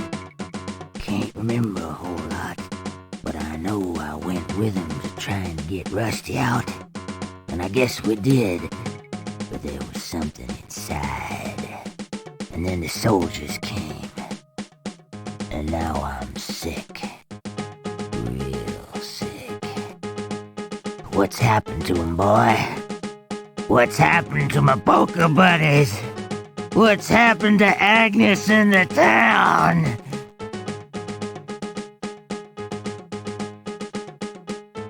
Agnes is holed up at the farm. She's pretty safe at the moment. You see her again, you look after her, you hear me? She been good to me, and I ain't never deserved it. Even if she is a sassy old girl sometimes. You tell her to look after my books. Not just the woodwork books, the books. The witch books. Ah, son, my bones hurt. Why didn't you shoot? If I saw a dog like this, I'd put it out of its pain. What does any of this crazy occult stuff have to do with a military science project? I seen them. All the soldier boys with their blank faces and their red eyes. That was after. I was the very first, boy. They kept me here and they done just about everything they could do to me. Then I reckon they thought they knew enough, because they went away and left me locked up. I'm so sick I should die, but it don't happen. The face in the wood, the forests are dying. The colors in the sky, it's still there, boy. There's something big and nasty and old in that church. Older than the devil, and it's still alive. Take this.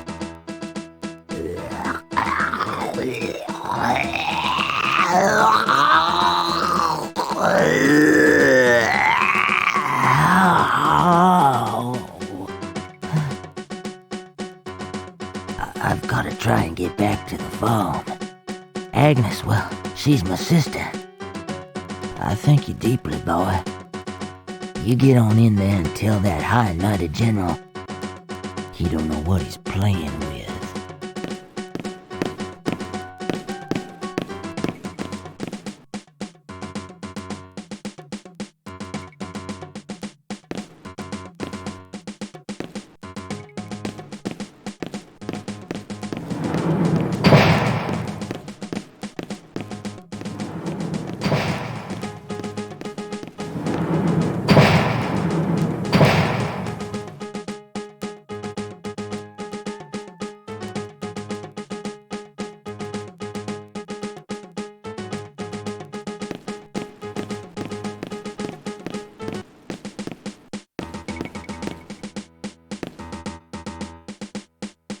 Gotcha!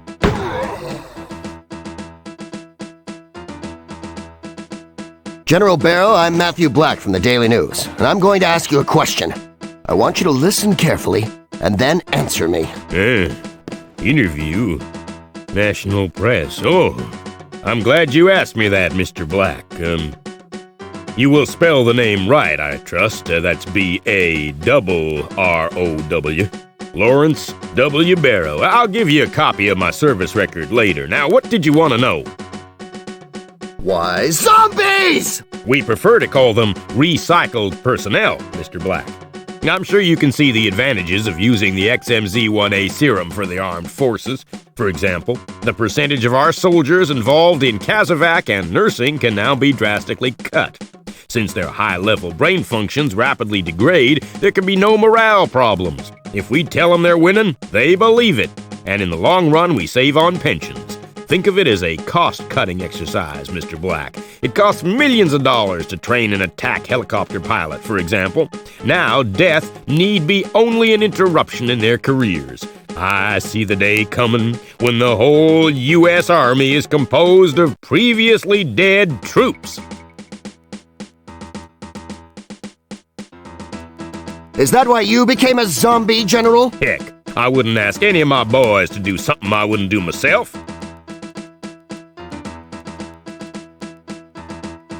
Just what exactly was Private Clark supposed to do? Private Clark, take and hold the Downforth pumping station. Release XMZ-1A serum into the water supply and hold against enemy action. Secondary mission objective: when 1 hour has elapsed after any enemy hostilities have ceased, you will take your reusable troops and sweep the town. Clear it of all civilian personnel, whether infected or not. Their bodies are to be stacked in the town square for collection. Do not, repeat, not leave any civilians alive. The XMZ-1A is top secret. Elements of other U.S. armed forces, including the National Guard, police, and county officials, are to be treated as hostile and eliminated. Upon successfully completing your mission, report to me, and outside communications will be free.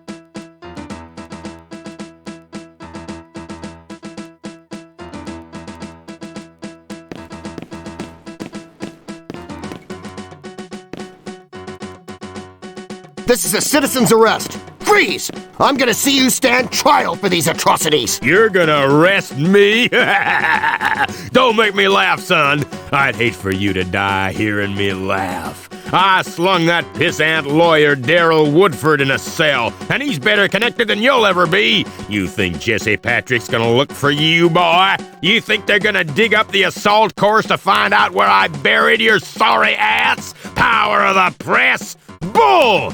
Say goodbye, son. General, how about if I offer you immunity to talk to the press? You could look real good in front of the nation.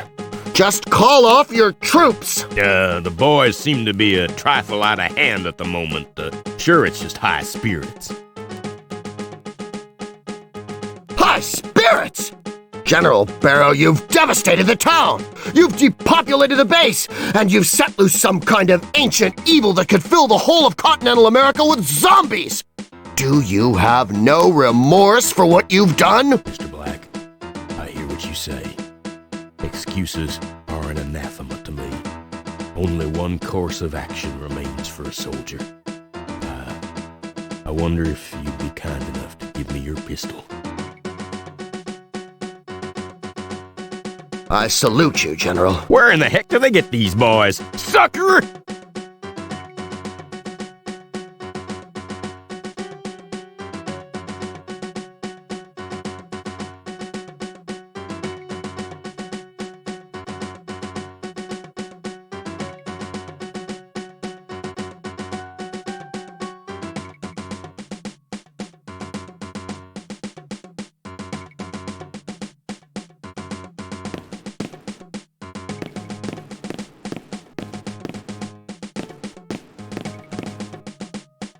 That's all that's left of Suzanne Forrester. Are you gonna come downstairs and help me scrape her brains off the surgery walls? It's not my fault! I'm not responsible for Susie's death! It's not my fault! I'm not responsible for Susie's death!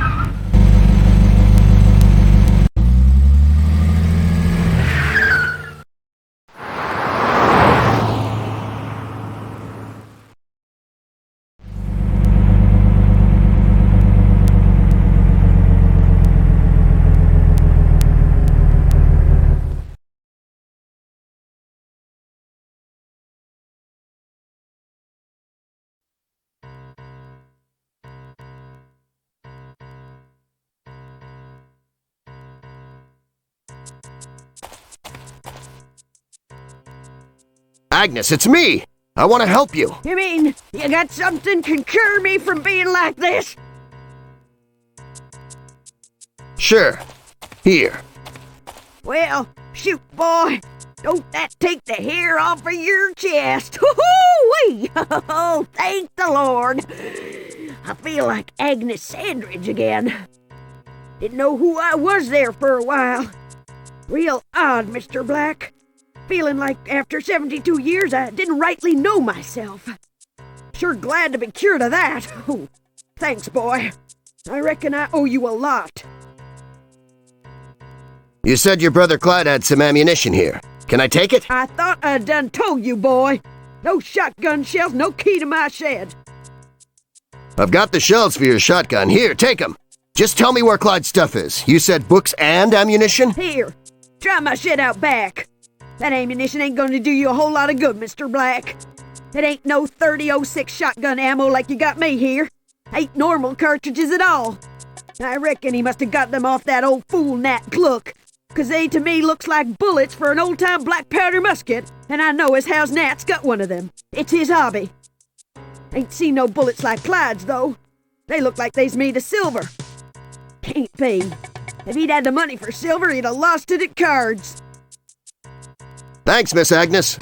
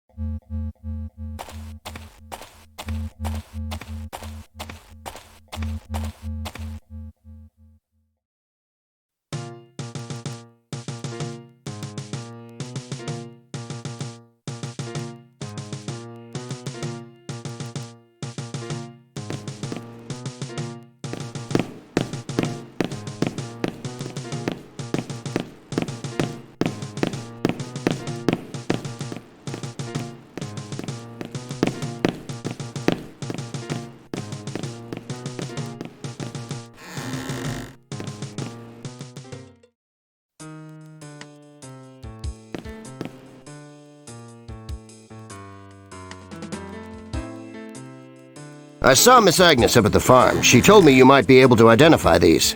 That Agnes, she sure is a sassy girl. Sure, I know what these are. They're homemade musket balls. My hobby's old guns and black powder. Why, I got a genuine 17th century English musket that was brought over by one of Downforth's first settlers.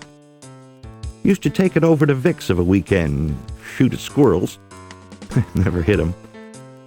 No accuracy worth a darn, but it's got near a 1-inch caliber. And if that lead bullet hits a man, heck, it'll knock him 15 feet and blow his guts halfway across a field. Clyde, you met that no-good brother of Agnes. He was always on at me to borrow my musket, but he never come for it. It looks like these ain't lead bullets, though. What are they, boy? Silver? Can I take your musket? Since I've got the ammunition. Sure. Here, son. You'll work it out.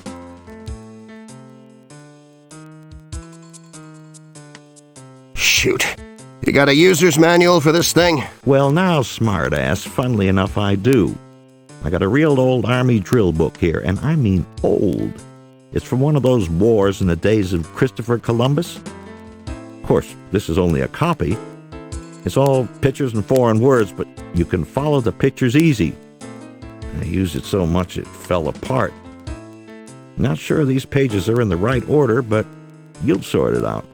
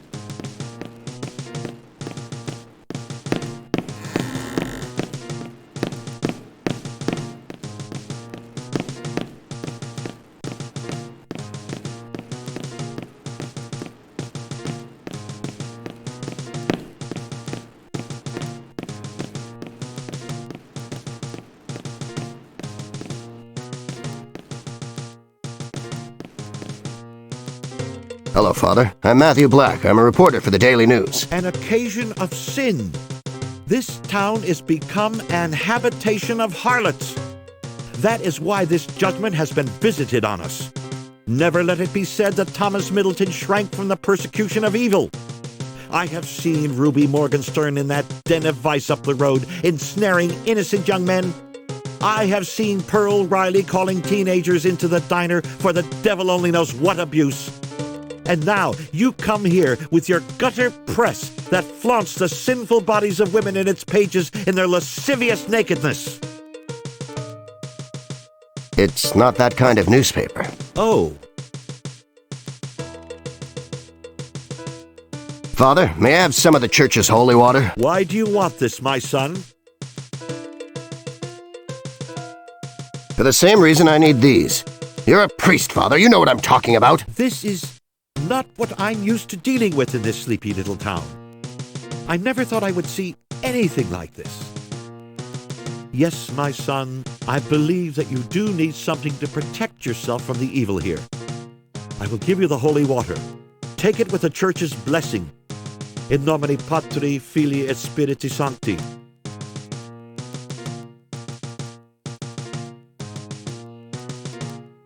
I'm not asking you to break the seal of the confessional, Father Middleton, but I do need to know if you know of anything odd or suspicious happening in Downforth before this morning. I'm afraid the congregation of Our Lady of Downforth is not as numerous as it was under my predecessor. I've tried to make friends with my congregation, to help them with their social and housing problems. Perhaps I would have been better off if I'd thought of myself as a shock trooper in the battle against evil. They tell me little. The only odd occurrence I have noted is the people out at the pumphouse. And have you seen anything else? I don't get out, and they don't talk to me. You know, I used to think Reverend Daniels was my competition in this town. The good Lord knows there are no other churches. Well, there is still the old settlers' church over on the other side of town, but Father Gavin, before he retired and left me this parish, suggested I ignore the old church. And I'm afraid I have done. Why are you afraid? Because nothing in the seminary prepared me for its ancient graveyard where the dead still walk. I have seen them. I have seen him, the Green Lord. I have seen her, the woman whore who haunts the graveyard. This is the day when we shall be judged. This is the day when all who have strayed shall fall into the fire everlasting.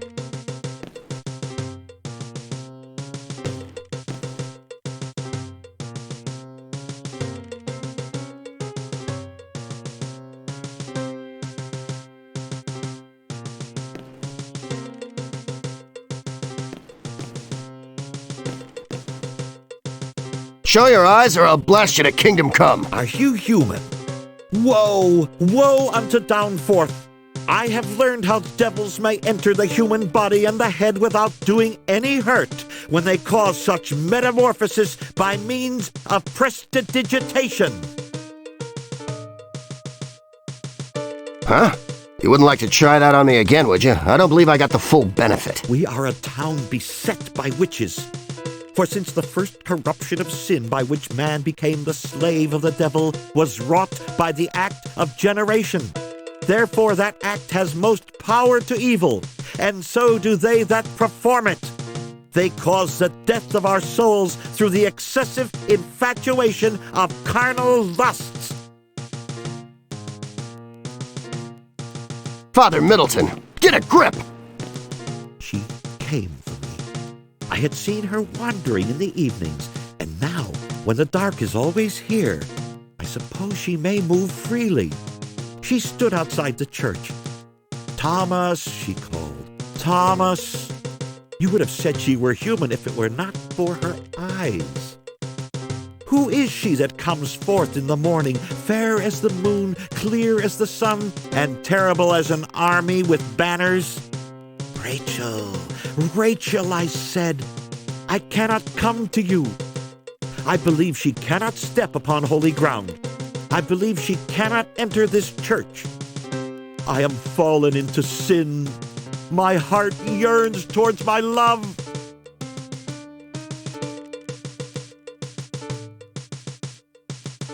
Father Middleton, listen to me. We have to help the townspeople. We have to. Of course. You're right to rebuke me for my cowardice. I shall trust in my faith. I shall preach to the unliving for the sake of their souls. John Brown's body lies a mouldering in the grave.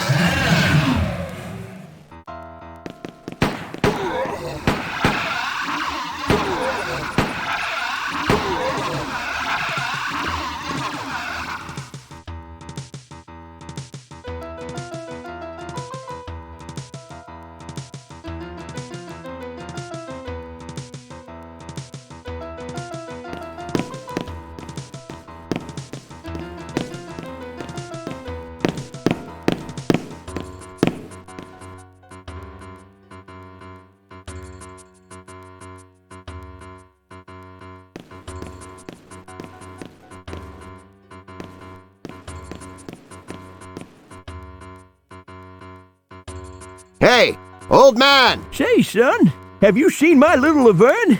She's about so high. You're Laverne's. Not her father, you're too old. Her grandfather? Hey, can you hear me?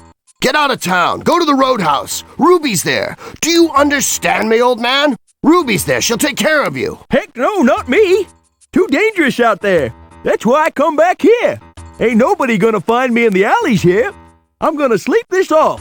And tomorrow morning the sun's gonna come up and there ain't gonna be no more demons in this town. Kablooey! Demons? I went to the diner. I asked Pearl for salt.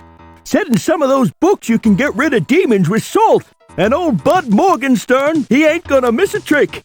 Said to myself, get the salt, throw it at the demons, whoop their asses. Demons hightail it out of town. It worked! But then I thought, where's that little Laverne?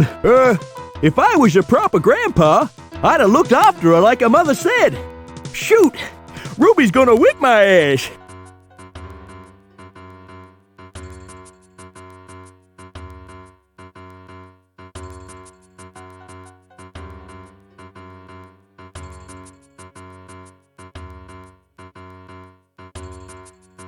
Stand back! You're a zombie! Geez, I didn't know the drink was that bad. You see, in zombies, son, I guess you've been drinking out of something that comes in a brown paper bag. Son? Now, heck, where'd he go? Maybe I weren't nothing. Maybe he was one of them, how you call them? Hallucinations. Here, take this. You'll be human again. What the heck? Wow! Sure got a kick to it. Ain't much left, though. In fact, there ain't any. Thanks, son. And now, adios, recuerdos, a todos.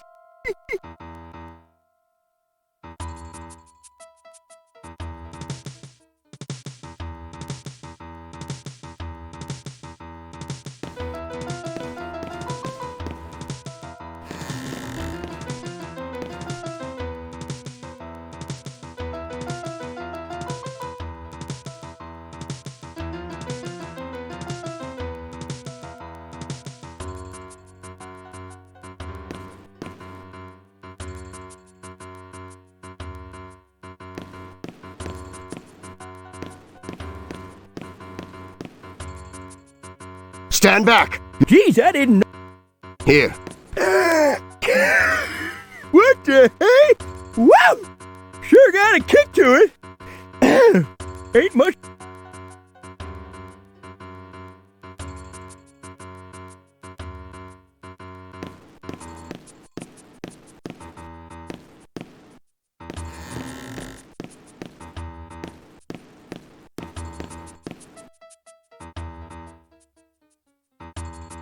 Get back!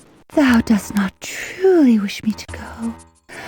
No man wishes Mistress Rachel nigh to leave his side.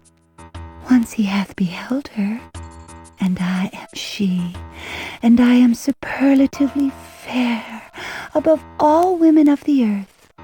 Tell me in truth you wish me gone, and I will go. Are you human? Oh, sweet master, once I was. Then did I travel far across the salt sea from my homeland and come to the village of Downforth and Goodman Ezekiel's people. But I did practice the sin of witchcraft, and so when I died, became as thou seest me, a succubus or female devil. But in truth, all I desire is a man who does not fear to take my hand and call me his love.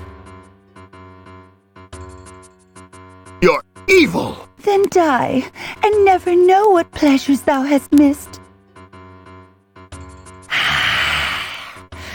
Is this welcome, master? Is this friendly? Ah, but I am no countrywoman of yours. England was my home so long ago. In the year of 1724 did my eyes first behold this world. And now, will you think to close these eyes? Still, let us be friends. Sit with me, and we shall toy and play, and taste those pleasures for which you hunger. My flesh, the fairest upon this earthly plain. I command you to go! Thou hast the power to command me. Oh, master, was I not beautiful and young? Were not my lips red, my eyes bright, my bosom smooth and fair? Sweet kisses we might have shared, but that thou hast banished me.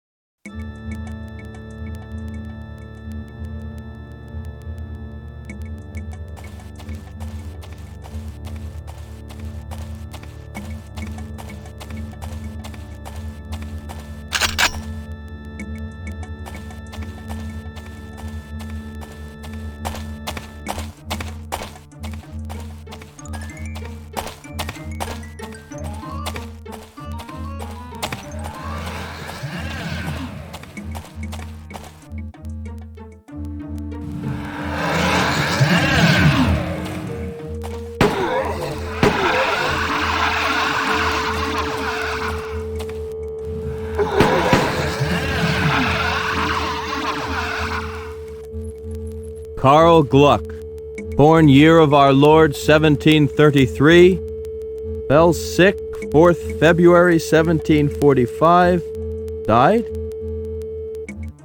Alone in this, our virgin land of forest, peak, and plain, wrest from the naked savage's hand we strove to mend his pain.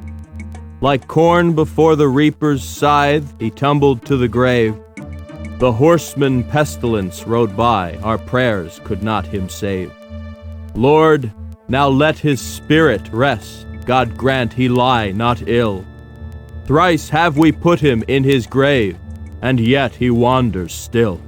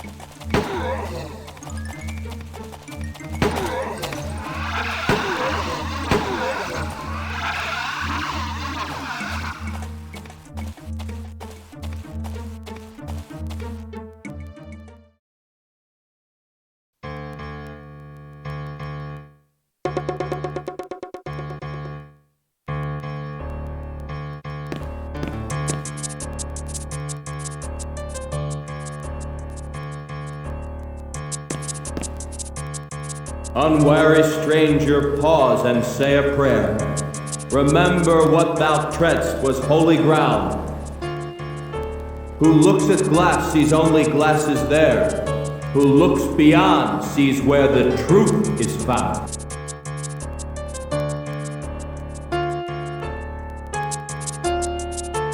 To awaken ye angel or departed spirit, the incanter shall intone.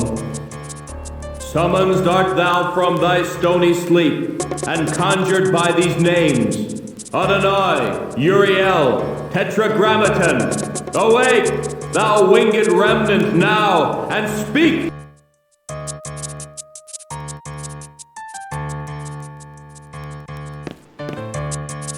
For the calling of the soul beyond the grave. I call thee from the mysteries of the worm, to body incorruptible I raise. In the name of the Father, Son, and Holy Ghost, and other names to which I must give praise. Gabriel, Raphael, Uriel, Michael, Azrael. Corruption in the skin in outward show matters not and may be soonest mended. Baptized twice, I then am white as snow, and all my sins in righteous fight are ended.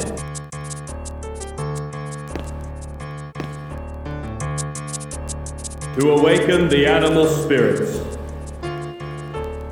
Thrice about the lowly mound thy footsteps let thee travel. Speak aloud the olden rhyme, depths travel to unravel. Hurl the golden disc afar, yet do not throw forever. Remember this is but a dog, and may not be too clever. Call out once, and call out twice, and be assured that this'll raise the hound from out his tomb, and if it doesn't, whistle.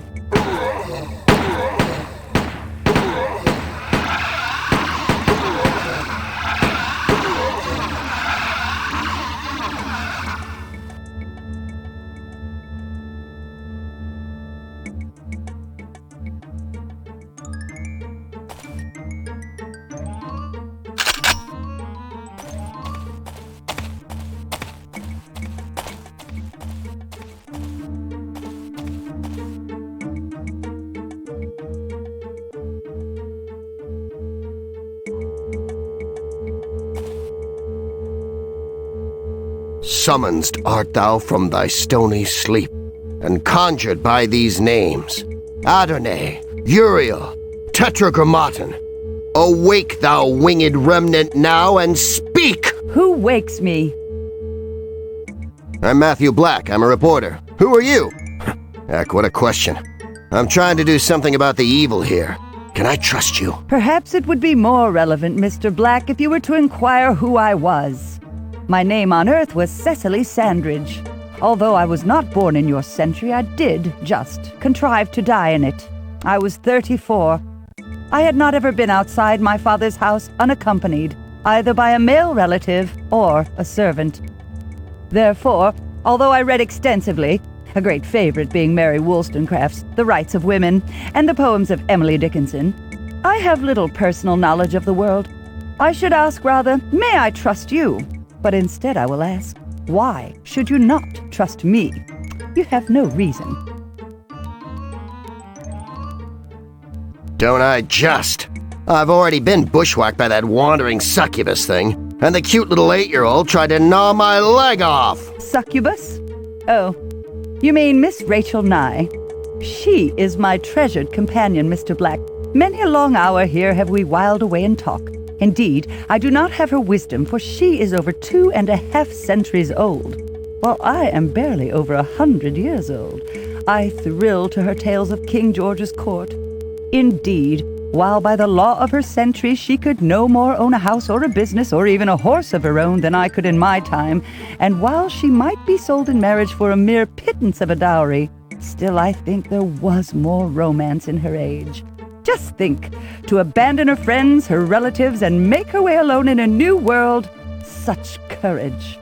And as for Ruthie, I thought all 8-year-olds were like that.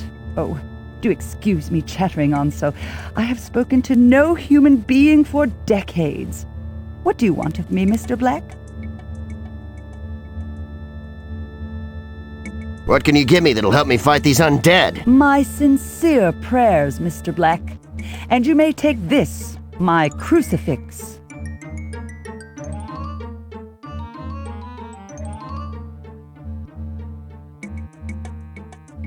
What's a good angel like you doing in a place like this? Don't be cheeky, young man. I think manners have declined sadly since my day. No matter. I do not know why I survive. A spirit here, and yet I relish it. I never met and spoke to such a wide range of curious folks while I lived. Perhaps I am spared for just that. Perhaps I wait for the last descendants of my family to join me before I pass on, as yonder faithful hound waits by his master's tomb. He was the most famous retriever in the county, you know. Anything he took, he brought back to his master, who was a man of curious knowledge, Mr. Black. Indeed, some of the servants swore he was a sorcerer, but I put no credence in that.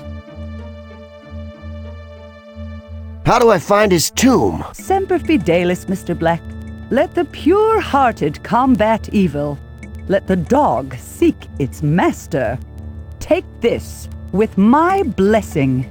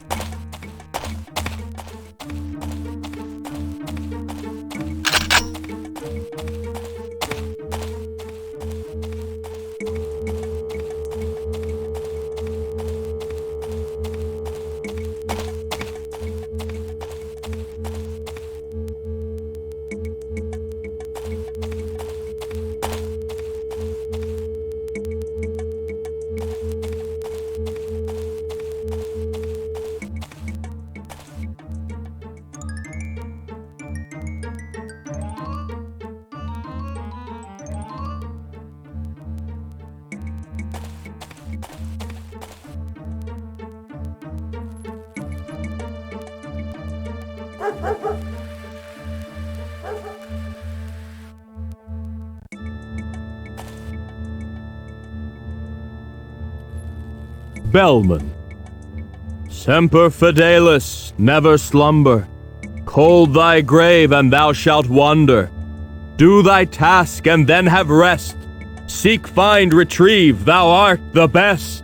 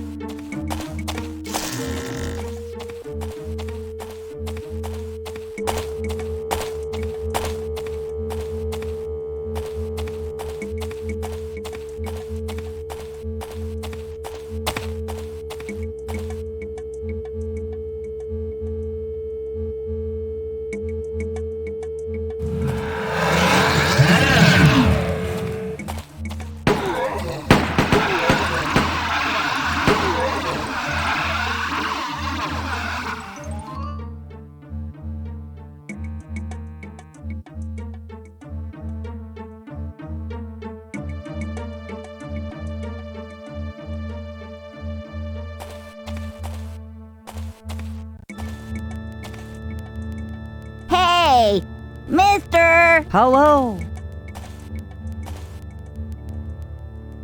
Excuse me, miss? Good grief, what am I saying? Hello, mister. Say, why'd you walk up to the old church there? Right up there, see? On the hill. I don't think so, kid. Who the heck are you? What the heck are you? What's the matter? You don't recognize a cherub when you see one? I used to be 5. Now I'm a baby angel. Bleh. I'm one of the good guys, mister. Look at the wings. You gotta listen to me and not to the big feathery lady. Oh, you know, the angel. She won't tell you, right? But I will. Yup. You listen to me.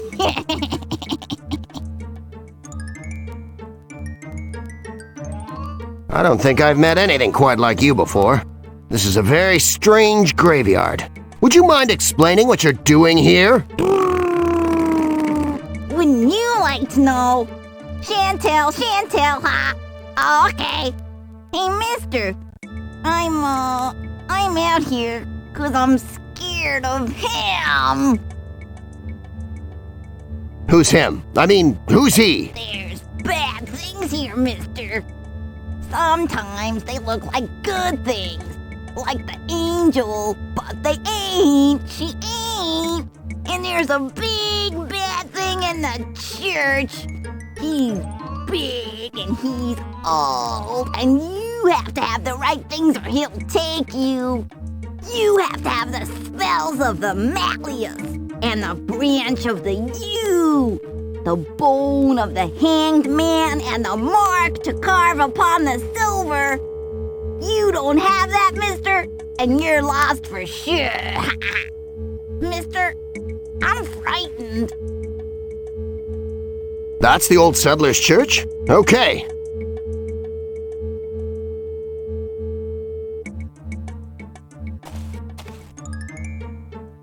Back, foul creature of darkness! Oi, have you got the wrong rodent? Huh? Always the same. Be honest, it's the nose, isn't it? The what? The nose, the hooter, the conch. Oi, always the same. It's a rat. Look at the nose on that. Us rats, we get the blame for everything. Something goes wrong, find a rat, blame it on us. Mice? Nah, mice is nice. Cute even. No one ever has hordes of red-eyed mice infesting a graveyard. But rats, I should tell you about rats. Always the bad guys. You're a rat, aren't you? I mean, aren't you? It would kill you to be polite. It would strike you down dead. You should ask my name, maybe. Oi, it's Rosa. What does it matter? There's the dog, the brat with feathers, the thing in the mausoleum. I haven't got enough trouble without some stupid man gawping at me like I was a sideshow. Oy vey.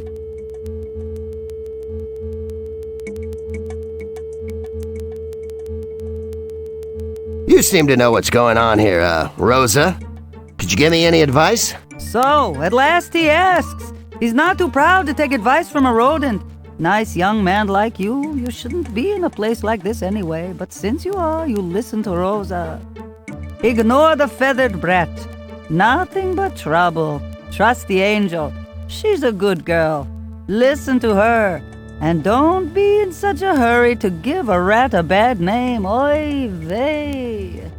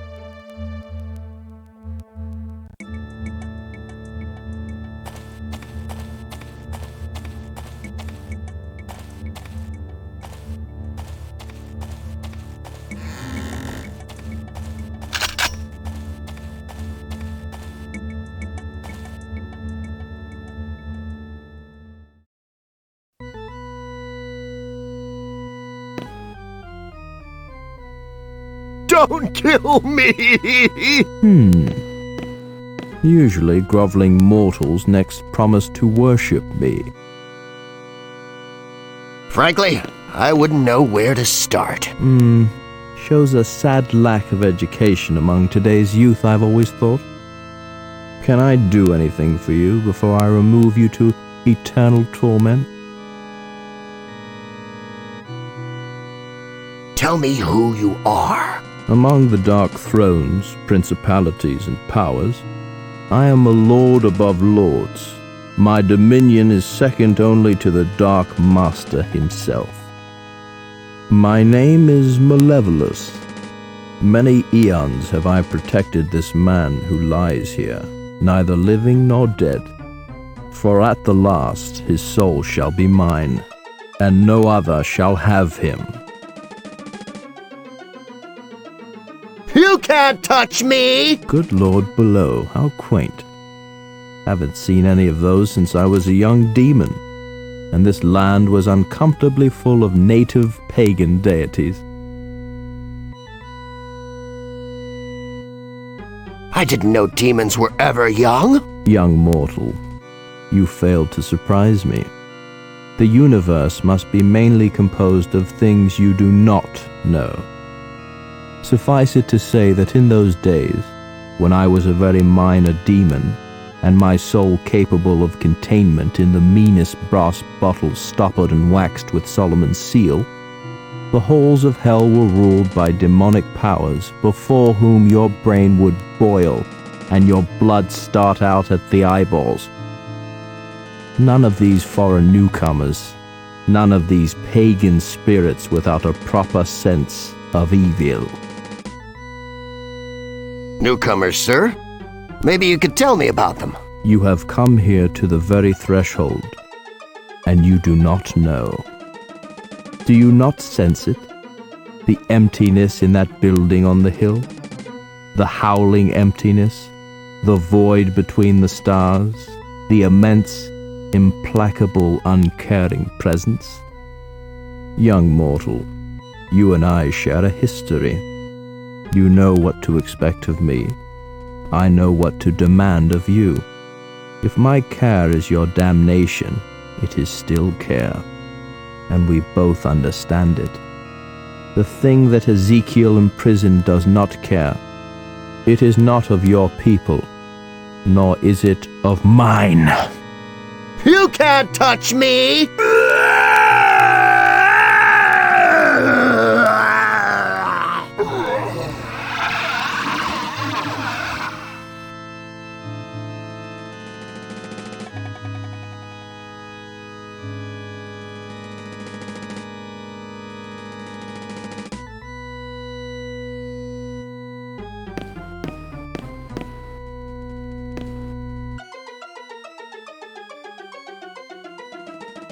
Sullen spirit, light as air, cold as blood, heated with flame. Earth's dull clay, with life now quicken. Voiceless charnel, speak again! I conjure you by the good book Ezekiel down forth, rise and make answer to me! Why do you disturb me, my son? I see you bear the sacred and holy Father Jekiel's writings. They will purify the sin from your soul. They cannot be used by spirit or demon. Thus I know you for a sinning mortal man. Are you washed in the blood of the Lamb? I'm here to fight the source of evil. The thing that's making zombies. What source of evil is that, my son?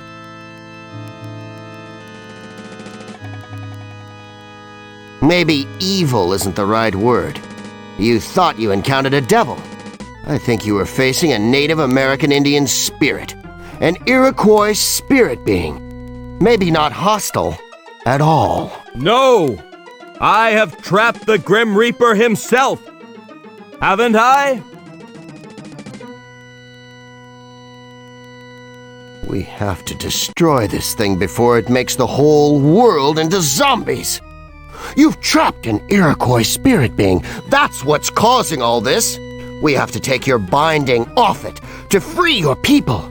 They're in pain as zombies, not blessed. My congregation in pain? I never meant... You bring a sudden great disquiet to my soul. I may have been wrong. Young man, I may not have much time. Hear what I speak. The devil, or whatever the being is warded by my power into the church. Only my power can send you through those wards into the church to fight it. And to pass in, you must have somewhat of its nature in you. Then, be advised by me, its soul is tripartite, and you must destroy each of the 3 parts before it can be truly laid to rest. You must curse it with color, shoot it with silver, and slay it with your soul's sanctity. Now, quickly, shall I send you to the church? My strength is waning fast. Speak now! Do you trust me?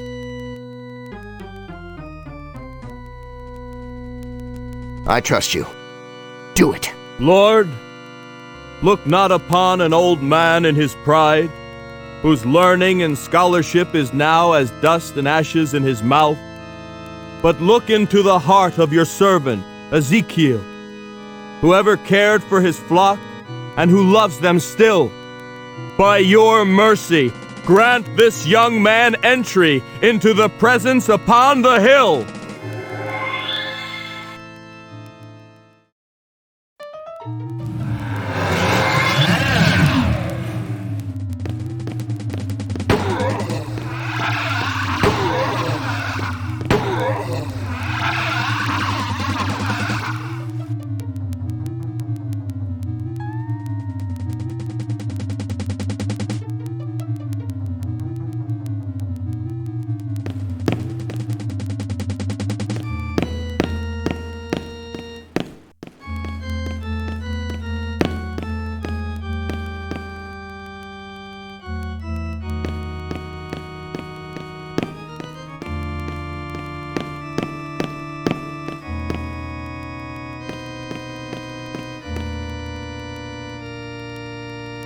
In nomine Patri Filii et Spiritus Sancti.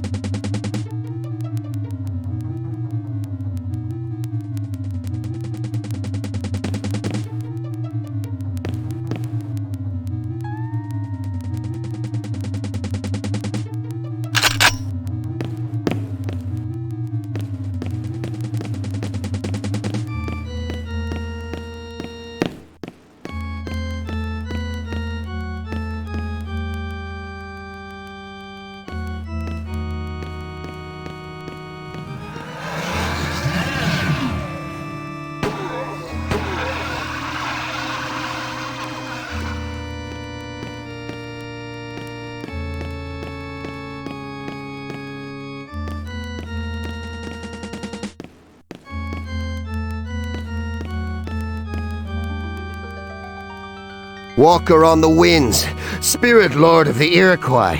I know you're compelled by the binding of Ezekiel Downforth to trap spirits and turn them into zombies. It's necessary that I stop this. You may not believe me, but I'm sorry. I am the emptiness behind the stars, the wolf that eats all flesh, the unknown death that travels on the wind. Welcome, short-lived mortal. The chains that bind me weaken. I have expected one of you to come, since first these wards began to crumble, and the men of blood stumbled into my presence and went mad.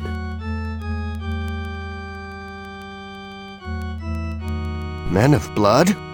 Warts? A spirit may be compelled by sigils, patterns drawn in blood, or chalk, or light. Ezekiel bound me in with chains of light. 2 white men with guns blundered across them. Since then, I have felt my power grow. Soon I shall be free. Soon I shall feed. Another man, like to Ezekiel in his heart, spreads my influence and my undead children. The white man's fort has become my toy. He thinks he makes my living dead as weapons. He makes them for me. Let the stranger think to use the death that walks on the wind, the death that breathes from the water. He has set a snare and trapped only himself. Man of stone and concrete, man of little rooms far from the open air, stranger to forests, stranger to the dance of predator and prey, you light your lamps to keep the dark away.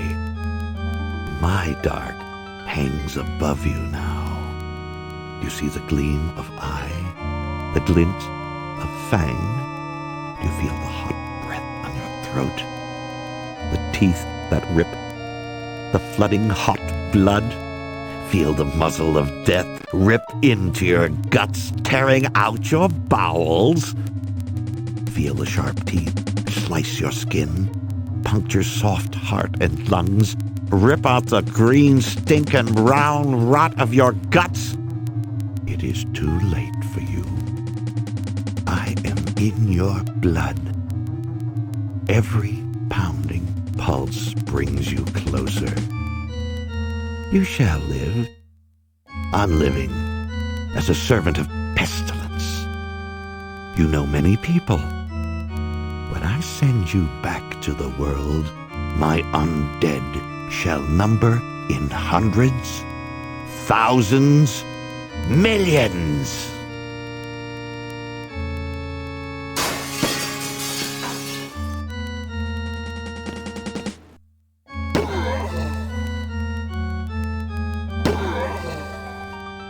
This is your last chance.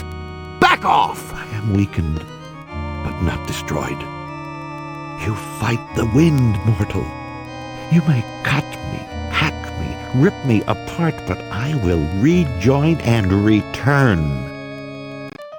Can you destroy the mountain wind? Can you destroy the ghost wolf?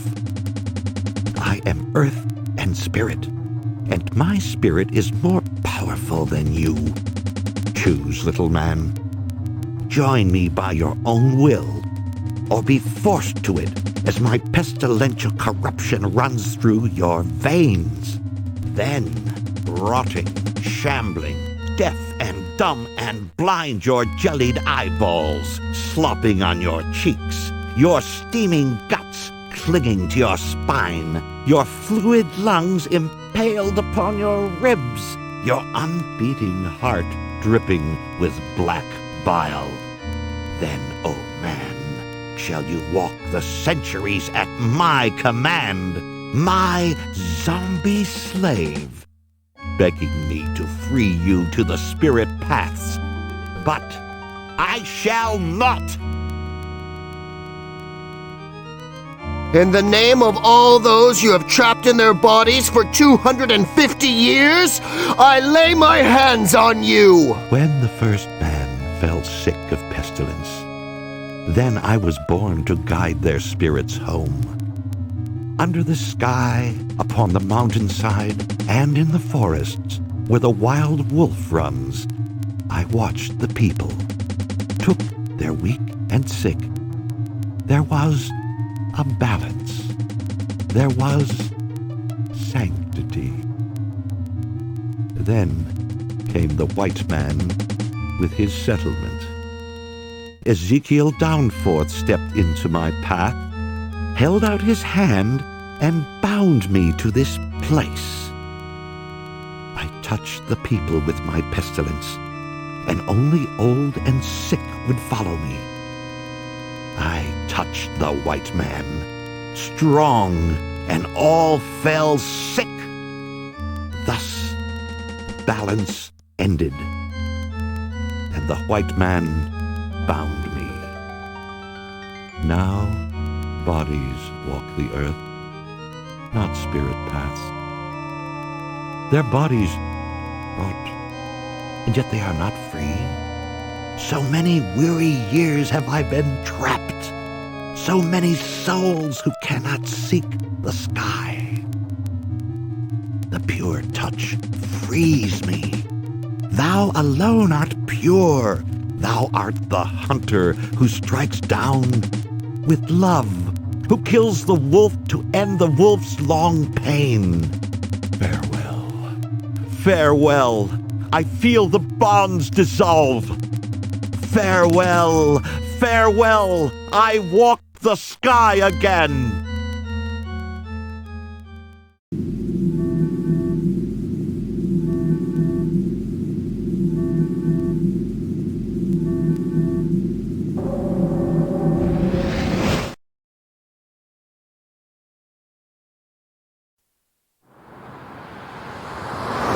Read all about it. Read all about it.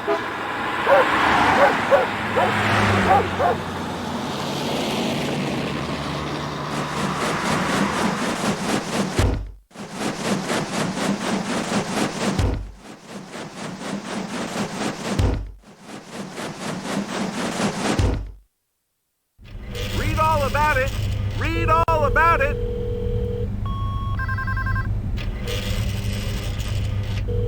Read all about it. Read all about it.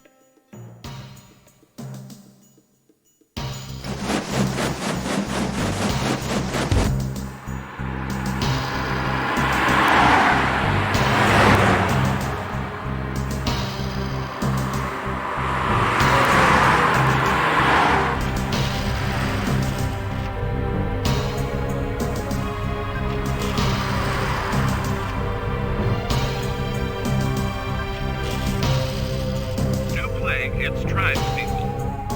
Catholic missionary workers on the outskirts of the Brazilian rainforest report the outbreak of a new disease. It is similar to the Ebola virus in Africa, but even more highly contagious. A nurse stated, "This disease strikes people down in minutes. They can be eating or talking one moment, face down on the earth leaking blood from every orifice the next." Sister Anne-Marie Mabry was a nun working at the local hospital in the forest settlement. She reported yesterday, "The strange thing is that they all hallucinate the same noises. We have 100 people in here, in hospital beds, laying in the corridors, or outside on the dirt with the flesh rotting off their bones as they die." They all tell me the same thing. They can hear an animal crying. Those patients who come from North America or Europe tells me it sounds like a wolf howling. There are no wolves here. Sister Mabry later contracted the disease herself. She was pronounced dead by medical aid workers in the early hours of this morning. A large number of the indigenous population are reported to have fled the area. Tourists, ecologists, and aid workers are being confined to the area by the government's orders, enforced by detachments of the army. Despite this, infection is suspected to have crossed the borders. No further news has been received from the settlement since 8 a.m. today. A subsequent radio message supposedly sent by the deceased nun, Sister Anne-Marie, is being treated as a hoax. Text follows: "Once free, you cannot hope to hold or cage them. Death walks upon the wind." And now, here's Bill with the weather.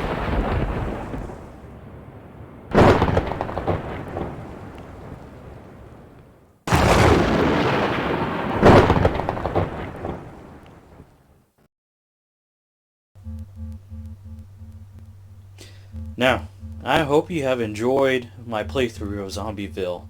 I know for sure I did. Now, inside in this box, there's a different version of Zombieville. Let's find out what's inside, shall we? Oh boy, oh boy, oh boy.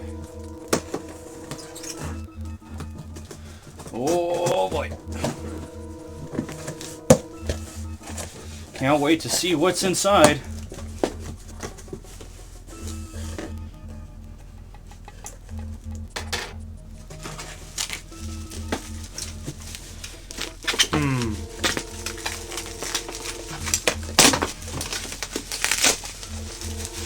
I really hope this is the Super Schindler's List 3D version.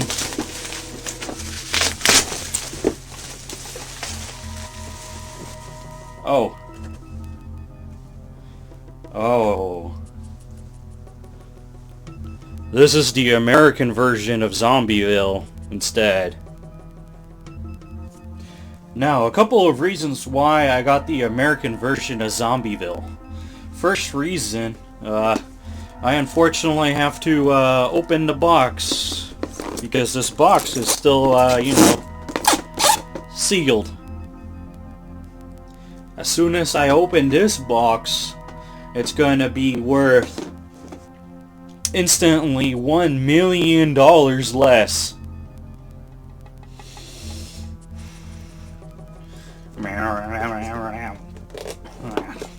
Should have sold this copy for $1 million. Bought all existing copies of Zombieville and start scalping them on the internet. Wow. Oh well.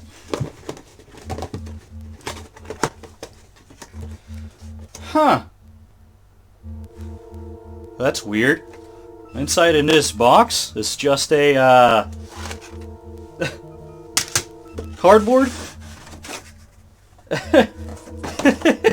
Cardboard and just the disc. Oh man, I was hoping for a whole lot more than just a bunch of cardboard.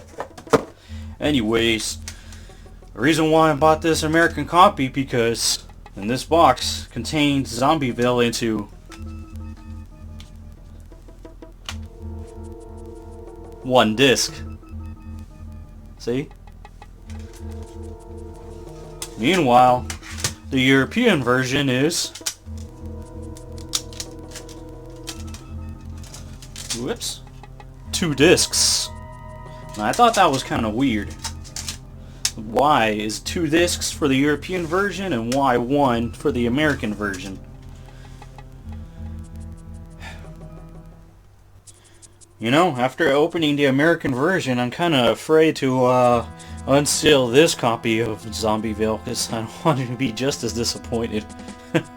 But anyways, the second reason why I bought the American version of Zombieville was because that I actually found some unused bits in the European version of Zombieville, and I wanted to see if there, you know, if there's any differences between the two, because I mean, after all, the American is 1 disc and the European is 2 discs.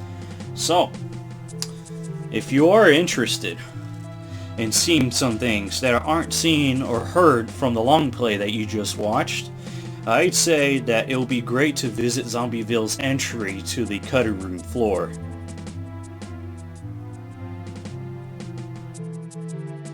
For example, did you know that it was originally planned for the player to handwrite notes in Zombieville? On the left side is an unused graphic for a notepad, which if it was implemented, it would have been very useful for me, given that there was no inventory menu of any sort in the released version of Zombieville.